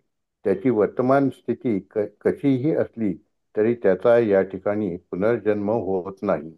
हरे कृष्ण. हरे कृष्ण. जो या सगळ्यातला फरक, भौतिक प्रकृती, परमात्मा, जीवात्मा, त्यांचा परस्पर संबंध यांच्याविषयीच्या स्पष्ट ज्ञानामुळे मोक्ष प्राप्ती आणि आध्यात्मिक वातावरणामध्ये प्रवेश करण्यास मनुष्य प्राप्त होतो. जे ते तत्वाने जाणायचे हो, जे ते त्या ठिकाणी तसंच जाणायचे, जे जसं आहे तसं जाणायचं आहे. आणि म्हणून यथारूप आपल्याला ते जाणायचं की भौतिक प्रकृती काय आहे. म्हणून जेव्हा 8व्याही अध्यायामध्ये अर्जुन प्रश्न विचारतोय भगवंतांना की अधिभूत म्हणजे काय आहे, अधिदैव म्हणजे काय, अधियज्ञ म्हणजे काय. अधिभूत ही प्रकृती आहे हो. म्हणून या भौतिक प्रकृतीला आपल्याला जाणायचंय. परमात्मा जीवात्मा याच्याशी काय संबंध, हे कसे निगडीत आहेत.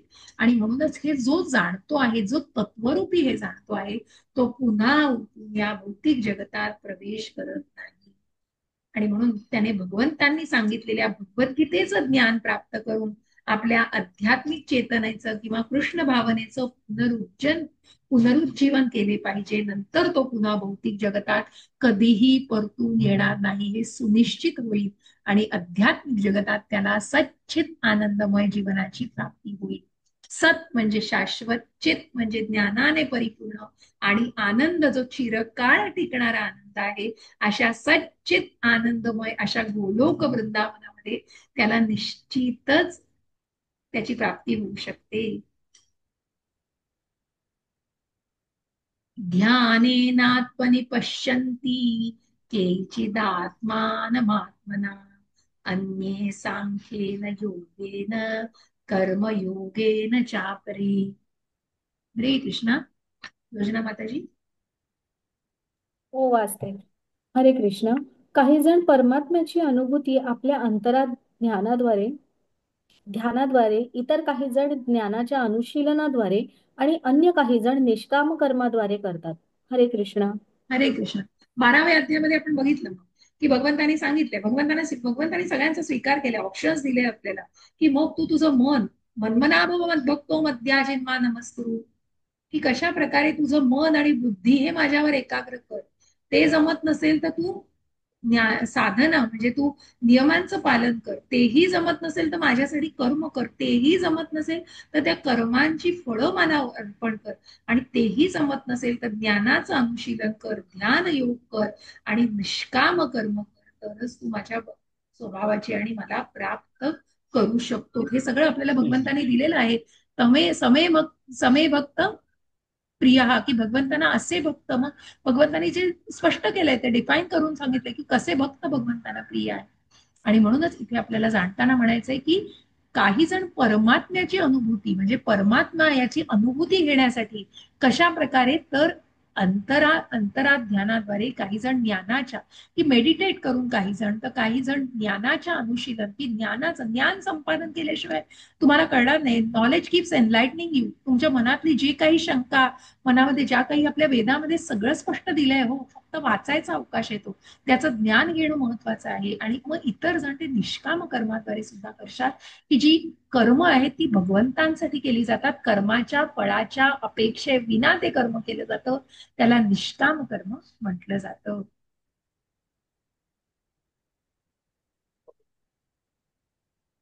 आणि म्हणूनच याप्रमाणे ते सुद्धा क्रमशः कृष्ण भावनामय भक्तीच्या स्तराप्रत येतात. कोण, तर ते भौतिक स्वरूपतः जीवात्मा हा भौतिक तत्वांच्या पलीकडे आहे हे जेव्हा ते जाणू शकतात, तेव्हा जीवात्म्याच्याही पलीकडे भगवंत आहेत हे ते जाणू शकतात.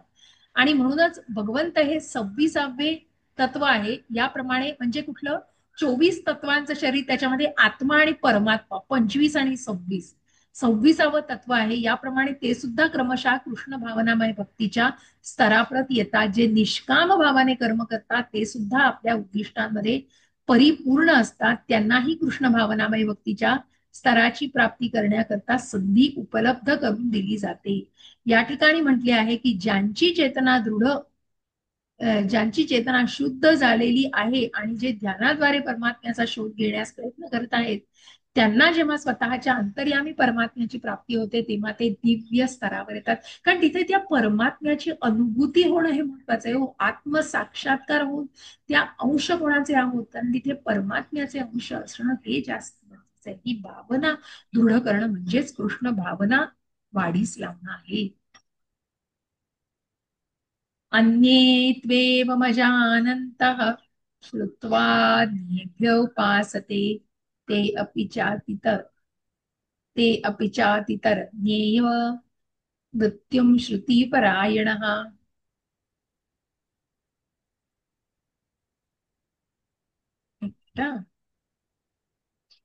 अच्छी ओळ नीट दिसत.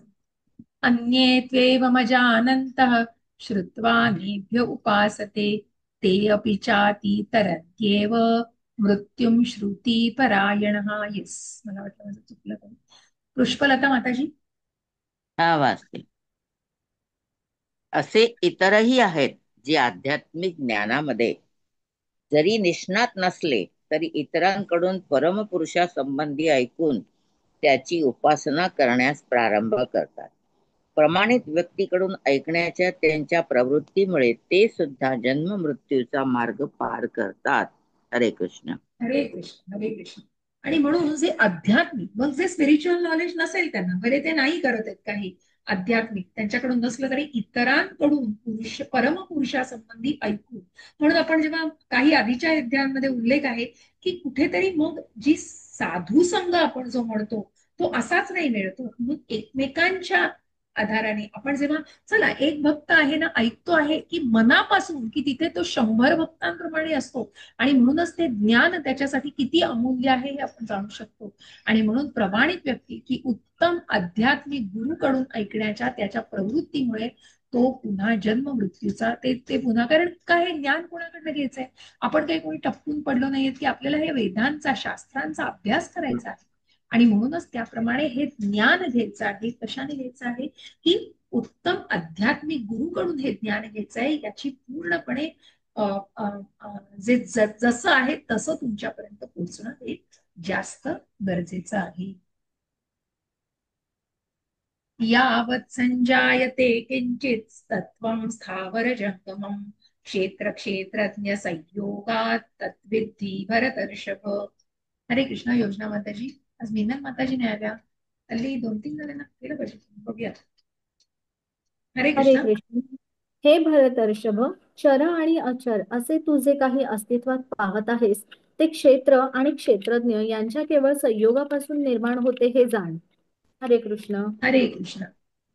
चर आणि अचर म्हणजे चर की जे शाश्वत आहे, अचर की सॉरी च्युत आणि अच्युत म्हणजे आध्यात्मिक म्हणजे अचर, चर म्हणजे भौतिकतेमध्ये आहे, च्युत आणि अच्युत. च्युत म्हणजे भौतिक, अच्युत म्हणजे इन्फॅलिएबल आध्यात्मिक जे आहे. आणि त्याप्रमाणे याचा फरक जाणून घ्यायचा आहे. आणि म्हणून या श्लोकामध्ये सृष्टीच्या उत्पत्तीपूर्वीही अस्तित्वात असणाऱ्या जीव आणि भौतिक प्रकृती या दोहोंचं विश्लेषण करण्यात आलं आहे. सर्व सृष्ट पदार्थ म्हणजेच भौतिक प्रकृती आणि जीव यांचा संयोग, सृष्टीमधील वृक्ष, पर्वत इत्यादी अचर वस्तू आणि सर्व चर वस्तू या सर्व भौतिक प्रकृती आणि पराप्रकृती जीव यांच्या संयोगामुळे निर्माण होतात. परा प्रकृतीचा अर्थात जीवांचा संपर्क झाल्यावेळा कोणत्याही वस्तूची उत्पत्ती होऊ शकत नाही. पदार्थ आणि प्रकृती यांचा संबंध नित्य आहे. प्रकृतीमध्ये आल्यानंतर तो क्रियाशील, तो निश्चित क्रियाशील आहे, पण प्रकृतीमध्ये क्रियाशील आहे. आणि हे रिलेशन जाणणं खूप महत्वाचं आहे. आणि म्हणूनच त्यांचा संयोग भगवंतांमुळे होतो. म्हणून भगवंत हे परा आणि अपरा या दोन्हीही शक्तीचे प्रकृतीचे नियंता आहेत. भौतिक प्रकृतीची निर्मिती त्यांनीच केली आहे आणि पराप्रकृतीला या अपराप्रकृतीमध्ये स्थित केले जाते. आणि या प्रकारे साऱ्या क्रिया आणि सृष्ट पदार्थ व्यक्त होतात. की भौतिक प्रकृतीची निर्मिती मग भगवंतांची निर्मिती, सगळं हे निर्मिती कोणाची केलेली, ही भगवंतांचीच निर्मिती केलेली आहे. आणि म्हणूनच या सगळ्याचा संयोग आणि या सगळ्याचा की कशा प्रकारे भौतिक प्रकृतीशी निगडीत राहिलेली आहे हे भक्त. आणि म्हणूनच यांना परा आणि अपरा प्रकृतीतील फरक. आणि त्याप्रमाणे अशा या, एक सेकंद, आपण याच्यातले 2 वाक्य अजून घेऊया. पराप्रकृतीचा अर्थात जीवाचा संपर्क झाल्यामुळे कोणत्याही वस्तूची उत्पत्ती होऊ शकत नाही. परा म्हणजे कोण आहे, आध्यात्मिक आहे. अपरा प्रकृती ही कनिष्ठ प्रकृती आहे. आणि म्हणूनच याप्रमाणे जे तटस्थ शक्तीवर बसलेले आहेत ते त्या पराशक्तीला निश्चितचपणे जाणू शकतात. आणि म्हणूनच अशा प्रकारे त्या बरोबर तुम्ही या सृष्टीमधील पर्वत, वृक्ष या अचर वस्तू आणि सर्व चर वस्तू या सर्व भौतिक प्रकृती आणि पराप्रकृती यांच्या संयोगामुळे निर्माण होतात. की या सगळ्यांमुळे हे निर्माण होत आहे. जे काही या गोष्टी निर्माण होतात ते एकमेकांशी रिलेटेड असल्यामुळे त्या गोष्टींची उत्पत्ती होत असते.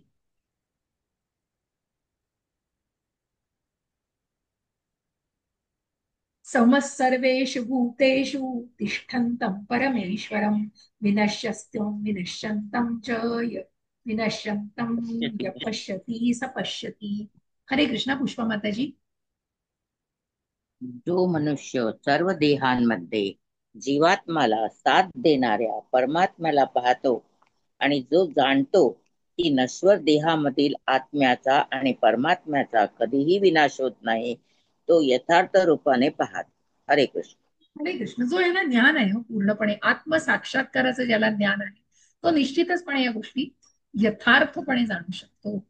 समं पश्यन्नि सर्वत्र समवस्थितमीश्वरं न हि नस्त्यात्ममात्मानं ततो याति परां गतिम्. हरे कृष्णा. योजना माताजी. जो मनुष्य सर्व जीवांमध्ये परमात्म्याला समान रूपाने उपस्थित असल्याचे पाहतो, तो मनामुळे स्वतःची अधोगती होऊ देत नाही. याप्रमाणे तो परमगतीला प्राप्त होतो. हरे कृष्ण. हरे कृष्ण. पुन्हा या श्लोकांमध्ये तेच म्हणून सांगितलेलं आहे आपल्याला की कशा प्रकारे आत्मा आणि परमात्म्याला जाणून मग ती व्यक्ती जे यथार्थ ज्ञान घेते आहे ते पुन्हा अधोगती होणार नाही, त्यांची प्रगतीच होणार त्यात आणि ते निश्चितच त्या गोलोकधामाच्या मार्गाला लागतात. आणि मन हे सामान्यतया इंद्रिय तृप्ती करण्याच्या अधीन झालेले असते, परंतु मन परमात्म्यावर एकाग्र होते तेव्हा मनुष्याची आध्यात्मिक ज्ञानामध्ये प्रगती होते. कारण कसं आहे ना, मन हा माणसाचा सर्वात मोठा शत्रू आहे. प्रल्हाद महाराज म्हणतात कुठे बाहेर शोधायला जाता शत्रू, मन तुमचा सर्वात मोठा शत्रू आहे. आणि या मनालाच मार्गदर्शन करायचं, या मनाला ट्रेन करायचं आहे. मग त्याच्यासाठी एकाग्रता, त्याच्यासाठी परमात्म्यावर एकाग्र करणं, श्वासोच्छ्वासाला नियंत्रित करणं आणि मगच आध्यात्मिक ज्ञानामध्ये मनुष्याची प्रगती होऊ शकते. प्रकृत्यैव च कर्माणि क्रियमाणानि सर्वशः य पश्यति तथात्मानं कर्तारं स पश्यति. हरे कृष्णा. योजना माताजी. हरे कृष्ण. जो मनुष्य पाहू शकतो की भौतिक प्रकृतीद्वारे निर्मित शरीरच सर्व कर्मे करते आणि आत्मा हा अकर्ता आहे, तोच यथार्थ रूपाने पाहतो. हरे कृष्ण. हरे कृष्ण. की भौतिक प्रकृतीद्वारे निर्मित शरीर सर्व काम करते. मग इथे आपल्याला बघायचंय बघा की परमात्म्याच्या मार्गदर्शनानुसार भौतिक प्रकृती शरीराची निर्मिती करते. मग कसं आहे की बीज देणारे पिता हे भगवंत आहे, प्रकृती ही माता आहे. प्रकृतीला गर्भस्थ कोण करतायत? माता भगवंत करतायत. भगवंत गर्भस्थ करतायत प्रकृतीला आणि या जीवांची निर्मिती केली जाते. मनुष्याच्या शरीराशी संबंधित जी काही कर्मे घडतात ती त्याच्याद्वारे केली जात नाही. सुखासाठी किंवा दुःखासाठी जे काही मनुष्य करतो ते त्याला आपल्या शारीरिक रचनेमुळे करणे भाग पडते. तथापि आत्मा हा शारीरिक क्रियांच्या अतीत असतो. गतकाळातील इच्छेनुसार मनुष्याला वर्तमान देह प्राप्त होतो. इच्छापूर्ती करण्यासाठी त्याला देह प्रदान केला जातो आणि देहाद्वारे तो इच्छेनुसार कर्म करतो. वस्तुतः शरीर म्हणजे भगवंतानी जीवाच्या इच्छापूर्ती करण्यासाठी रचलेलं यंत्रच आहे. इच्छांमुळेच मनुष्य कठीण परिस्थितीत सापडतो आणि सुख दुःख भोगतो. जेव्हा जीवाच्या ठाई दिव्य दृष्टी विकसित होते तेव्हा त्या दिव्य दृष्टीमुळेच तो शारीरिक क्रियांपासून अलग होतो. ज्याला अशी दिव्य दृष्टी प्राप्त झाली आहे तोच वास्तविक तत्वदर्शी. एक सेकंद द्या मला. हो हो.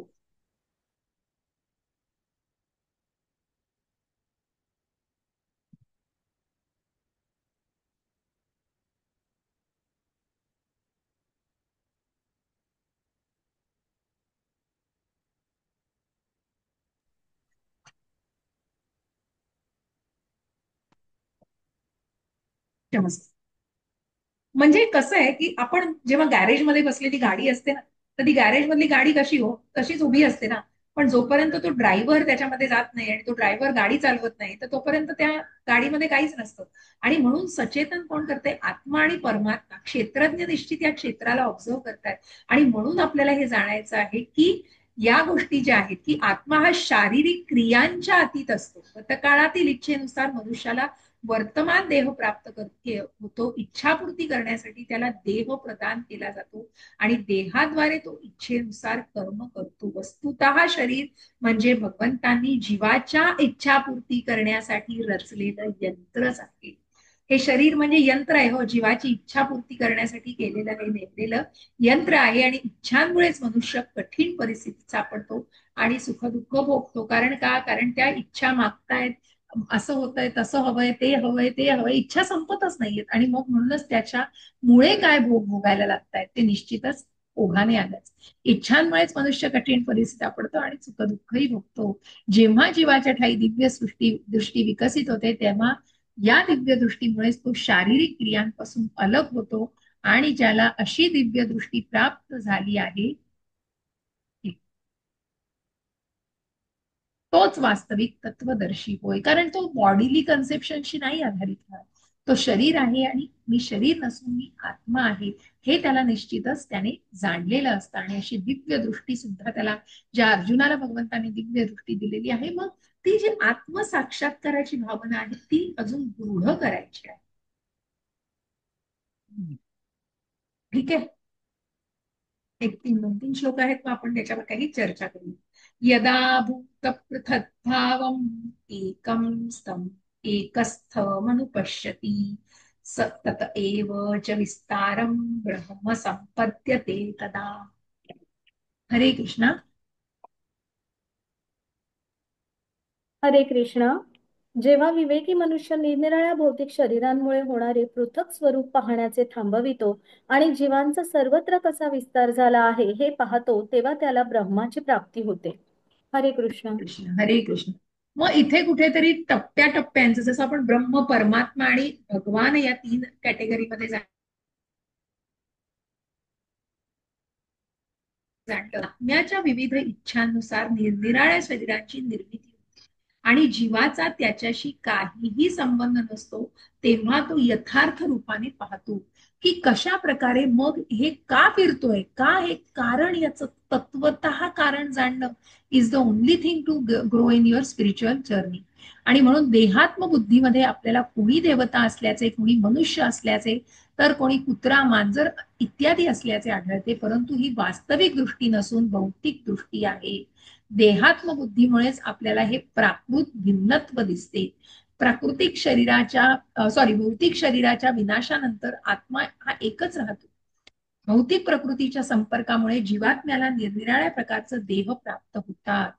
आणि म्हणून आपण म्हटलं ना की कशा प्रकारे देह का इच्छांनी काही केल्या की आपोआपच भगवंत प्रभुपाद जात होते बीचवर ना, तिथे काही लोक फिशिंग करत होती आणि माणसांना अशी माशांना पकडायला बघत होती. तेव्हा प्रभुपाद म्हणाले, काय करतायत, त्याचा नेक्स्ट जन्म हे फिक्स करतायत, म्हणजे ते फिश असणार नेक्स्ट जन्मामध्ये. निश्चितच कुठेतरी त्याला जे वेदना दिल्या जातात की तुम्हाला त्या इच्छा करतायत, त्या इच्छांची फळं भोगा आणि मग त्याचे परिणामही भोगायला तयार राहा, हे जास्त जाणणं गरजेचं आहे. अनादित्व निर्गुणत्वात् परमात्मायमव्ययः परमात्मायमव्ययः शरीरस्थोऽपि कौन्तेय न करोति न लिप्यते. हरे कृष्णा. वाचू का माताजी? जीवाचा जीवाचा. हा. हरे कृष्ण. जे अनादित्वाच्या दृष्टींनी युक्त आहे ते पाहू शकतात की अव्ययी आत्मा हा दिव्य, शाश्वत आणि त्रिगुणातीत आहे. हे अर्जुना, भौतिक शरीराच्या संपर्कात असून देखील आत्मा काही करतही नाही किंवा कोणत्या गोष्टीमुळे लिप्तही होत नाही. हरे कृष्ण. हरे कृष्ण. कारण आत्मा हा अध्यात्मिक आहे, मूळ आध्यात्मिक आहे हा आत्मा. आणि म्हणून अनादि तत्वाच्या दृष्टीने युक्त आहेत ते पाहू शकतात की कशा प्रकारे या तत्वाला पूर्णपणे जाणणं. आणि म्हणून अव्ययी आत्मा हा दिव्य, शाश्वत आणि त्रिगुणातीत आहे. त्याला कापता येत नाही, ओला करता येत नाही, ह्या तर त्याच्या निश्चित कॅरेक्टर्स आहेत. पण कशा प्रकारे, तर तो त्रिगुणातीत आहे. आणि म्हणून अव्ययी आत्मा कशा प्रकारे, तर परमात्म्याची प्राप्ती करण्यासाठी त्या प्रकारे तो मार्गस्थ होतो आहे. आणि म्हणून हे अर्जुना, भौतिक शरीराच्या संपर्कात असून देखील आत्मा काही करीत नाही किंवा कोणत्या गोष्टीमुळे लिप्तही होत नाही. आणि म्हणून इथे आपल्याला की आत्मा आणि शरीराचा संबंध पण कशा प्रकारे दर्शवलेला आहे. आणि त्याप्रमाणे आपल्याला हे जाणून घेता येईल. भौतिक शरीराच्या जन्माबरोबरच जीवाचेही जन्म झाल्याचे प्रतीत होते. परंतु वस्तुतः जीव हा शाश्वत, अजन्म आणि तो प्राकृत शरीरामध्ये स्थित असला तरीही तो दिव्य आणि शाश्वत आहे. म्हणून त्यांचा विनाश होऊ शकत नाही. स्वरूपतः तो आनंदमयी आहे. जीव स्वरूपाहून कोणत्याही भौतिक कार्यामध्ये संलग्न होत नाही. म्हणून त्याने भौतिक देहाच्या संपर्कात असताना केलेली कर्मे त्याला लिप्त करू शकत नाहीत, कारण ती कृष्ण भावनेमध्ये केलेली असते. आणि म्हणून ती त्याला कुठलीही बांधू शकत नाहीत. आता आपल्याला दिसतात रस्त्याने की कशा प्रकारे भाज्या झालं काही झालं, लोक प्लास्टिकच्या पिशव्यांना जी कापडीच्या पिशव्या देत आहेत. आणि इट इज सो, एक मिनिट हं. एक सेकंद द्या.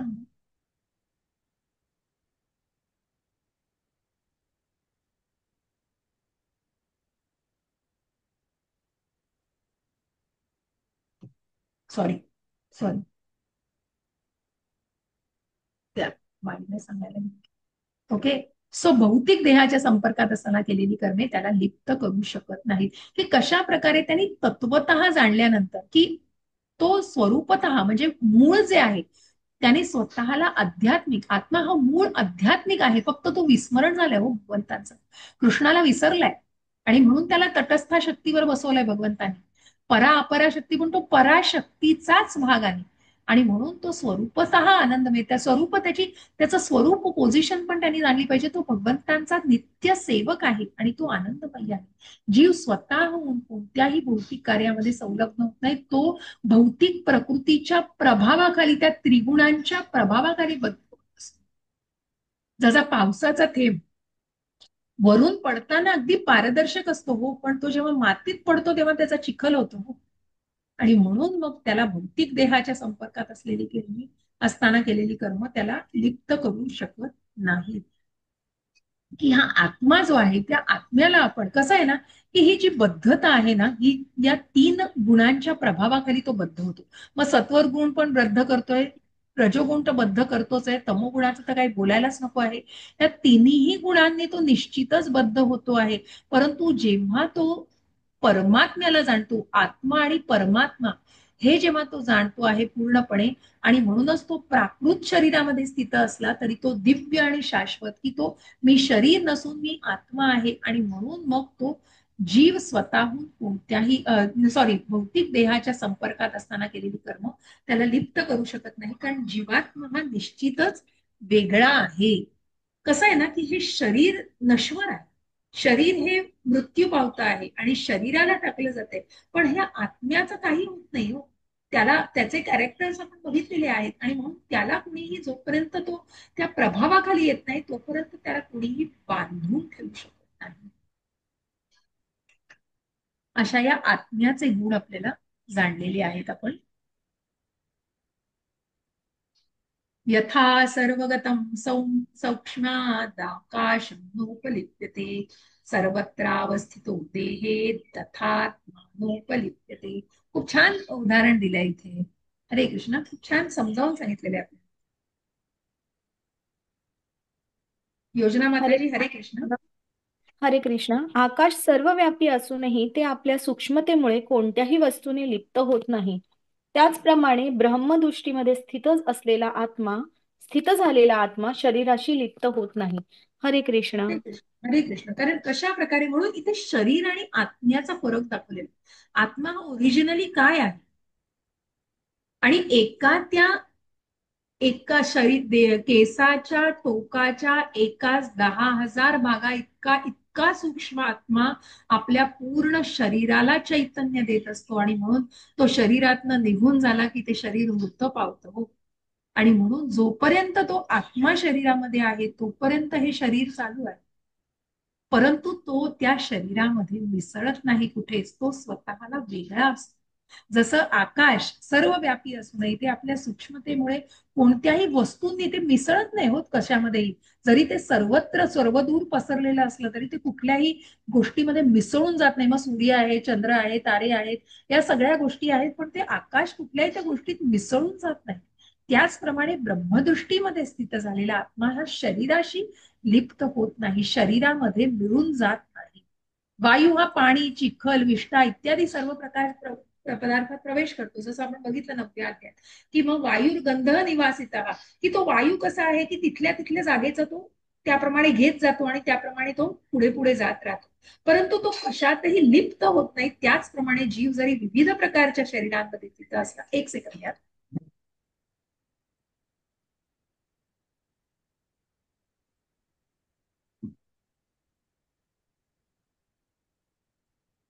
जीव जरी विविध प्रकारच्या, एक सेकंड ना,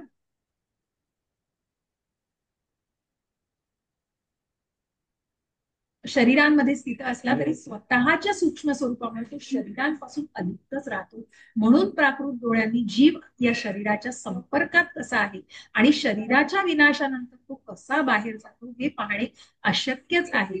कोणत्याही वैज्ञानिकाला हे सिद्ध करता येत नाही. एक सेकंड ना.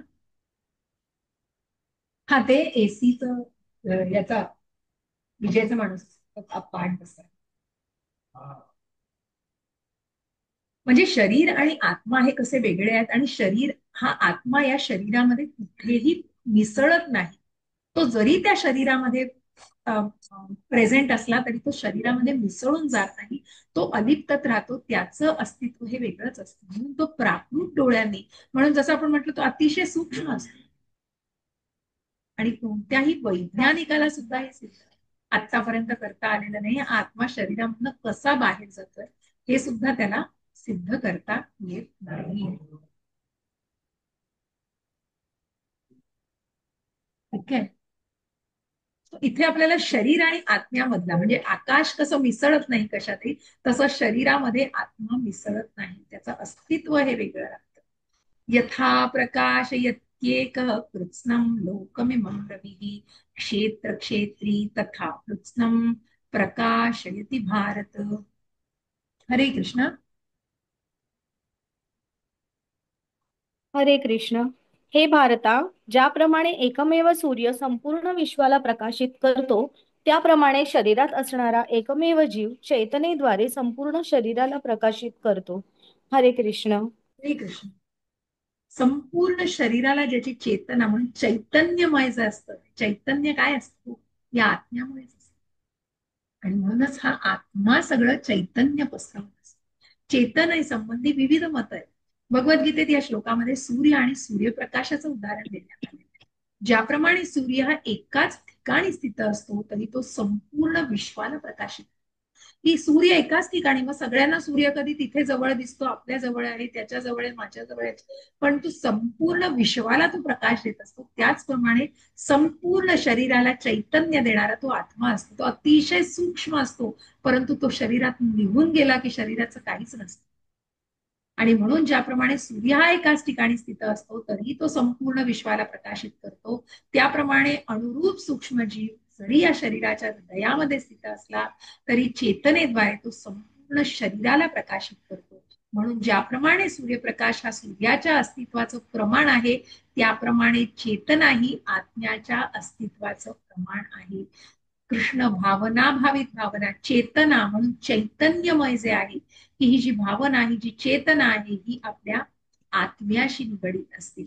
आणि म्हणून ज्या क्षणी आत्मा शरीराचा त्याग करतो तत्क्षणी चेतना ही नाहीशी होते. हे कोणताही बुद्धिमान मनुष्य जाणू शकतो. म्हणून चेतना ही पदार्थांच्या संयोगीकरणामुळे निर्माण होत नाही. चेतना ही जीवात्म्याचं लक्षण आहे. ती कुठल्याही प्रकारच्या अशा मटेरियलिस्टिक गोष्टींनी बनत नाही, तर ती त्या जीवात्म्याचं लक्षण आहे. ओरिजिनली व्हॉट दॅट जीवात्मा इज. जीवाची ही चेतना जरी गुणात्मक दृष्ट्या परमचेतनेची असली तरी ती श्रेष्ठ नाही. मग पुन्हा इथे आत्मा आणि परमात्म्याचा, की ती कुठेही श्रेष्ठ असली तरी ती परमात्म्याच्या वरती नाही. जो श्रेष्ठ परमात्मा आहे त्याच्यावरती नाही, परंतु जीवाचा मित्र असणारा परमात्मा सर्व शरीरांमध्ये उपस्थित असतो आणि त्याला सर्व शरीरांची जाणीव असते. हाच परमचेतना आणि जीवचेतना यातील भेद होय. ती कशी असते? ती चेतना जी आहे ना, ती त्या शरीराशी निगडीत असते, म्हणून त्याला जीवचेतना म्हटलंय. पण परमचेतना म्हणजे कसं? प्रत्येक शरीरामध्ये परमात्मा उपस्थित आहे हो. प्रत्येक जीवाच्या हृदयामध्ये परमात्मा उपस्थित आहे. त्यामुळे ही जी परमचेतना आहे, तो एकाच वेळी परमात्मा सगळ्या शरीरामधली चेतना बनू शकतो, कारण तो प्रत्येक शरीरामध्ये, प्रत्येक जीवामध्ये तो तिथे अस्तित्वात आहे. क्षेत्र क्षेत्रज्ञयोरेवम् अंतरम ज्ञानचक्षुषा भूत प्रकृती मोक्षम च ये विदुर्यान्ति ते परम. हरे कृष्ण. पुष्पलता माताजी. हा हा बस. जे ज्ञानचक्षुने क्षेत्र आणि क्षेत्रज्ञ यातील भेद पाहतात आणि भौतिक प्रकृतीपासून मुक्त होण्याचा मार्गही जाणू शकतात, त्यांना परमलक्ष्याची प्राप्ती होते. हरे कृष्ण. हरे कृष्ण. एक सेकंड.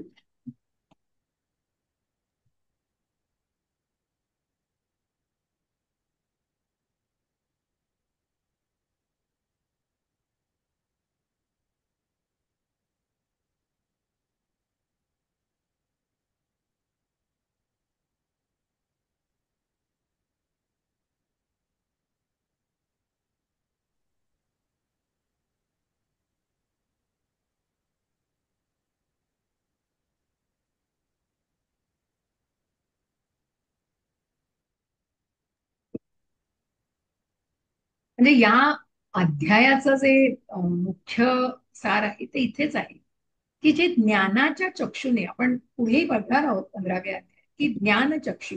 मग हे ज्ञानाचे चक्षु म्हणजे काय, की जे क्षेत्र आणि क्षेत्रज्ञ, जे शरीर आणि आत्मा परमात्म्यातला फरक बघताय आणि भौतिक प्रकृतीपासून मुक्त होण्याचा मार्गही जाणू शकतात.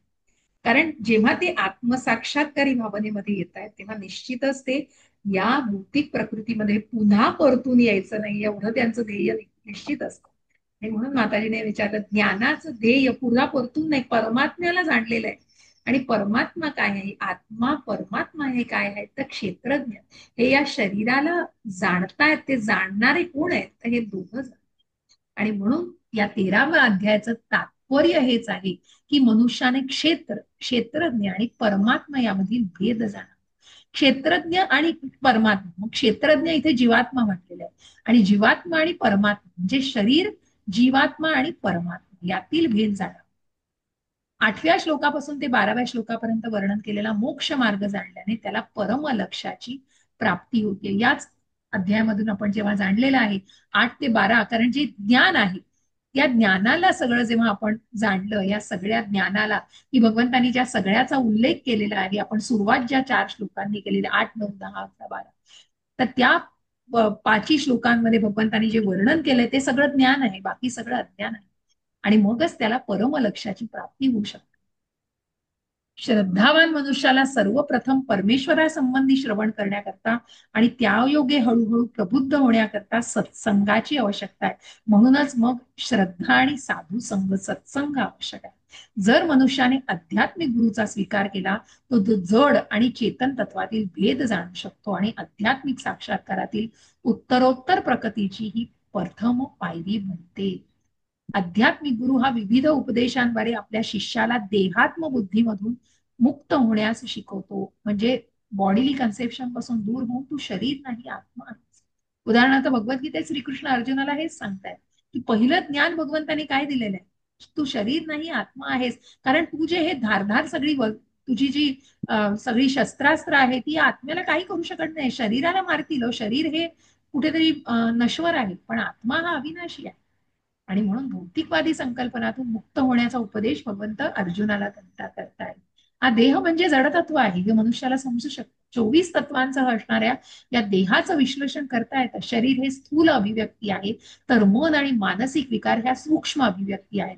म्हणून जड शरीर आणि सूक्ष्म शरीर हे दोन आपण बघितलेले. जड चेतन शरीर हे पंचतत्वापासून बनलेलं आहे आणि सूक्ष्म शरीर हे मन, बुद्धी, अहंकार यांनी बनलेलं आहे. आणि म्हणूनच त्याहूनही श्रेष्ठ की जीवाची लक्षणं म्हणजे अभिव्यक्तींचा संयोग असतो आणि या सर्वांच्या पलीकडे आत्मा असतो, त्याहूनही श्रेष्ठ परमात्मा असतो. मग ही जी शारीरिक तत्व आपण म्हटलं, की पंचमहाभूत, ज्ञानेंद्रिय, कर्मेंद्रिय, इंद्रिय विषय, मन, बुद्धी, अहंकार आणि अव्यक्त, की जोपर्यंत त्रिगुणांच्या प्रभावाखाली येत नाही तो तो अव्यक्त असलेला तो जो जीवात्मा आहे. तर अशा प्रकारे या शरीराची ही 24 तत्व आणि मग 25 26 काय तर आत्मा परमात्मा हे सांगितलेलं आहे. तर अशा प्रकारे या 24 तत्वांचं शरीर बनलेलं असतं आणि आत्मा आणि परमात्मा हे वेगळे असतात.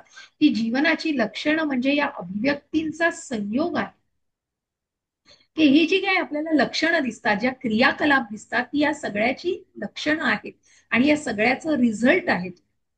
आणि यापेक्षा वेगळा काय तर आत्मा आणि परमात्मा, जो या शरीरामध्ये चैतन्य आणत असतो.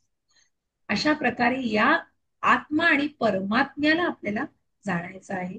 आणि आत्मा आणि परमात्मा हे भिन्न आहेत. या भौतिक जगताचे संचालन जीव आणि 24 तत्वांच्या संयुक्तीकरणामुळे होते. संपूर्ण भौतिक सृष्टीची रचना ही आत्मा आणि भौतिक तत्वांच्या संयोगामुळे होते, हे जो पाहू शकतो आणि त्याचबरोबर परमात्म्याची ही स्थिती पाहू शकतो, तो आध्यात्मिक जगतात प्रवेश करण्यास प्राप्त होतो.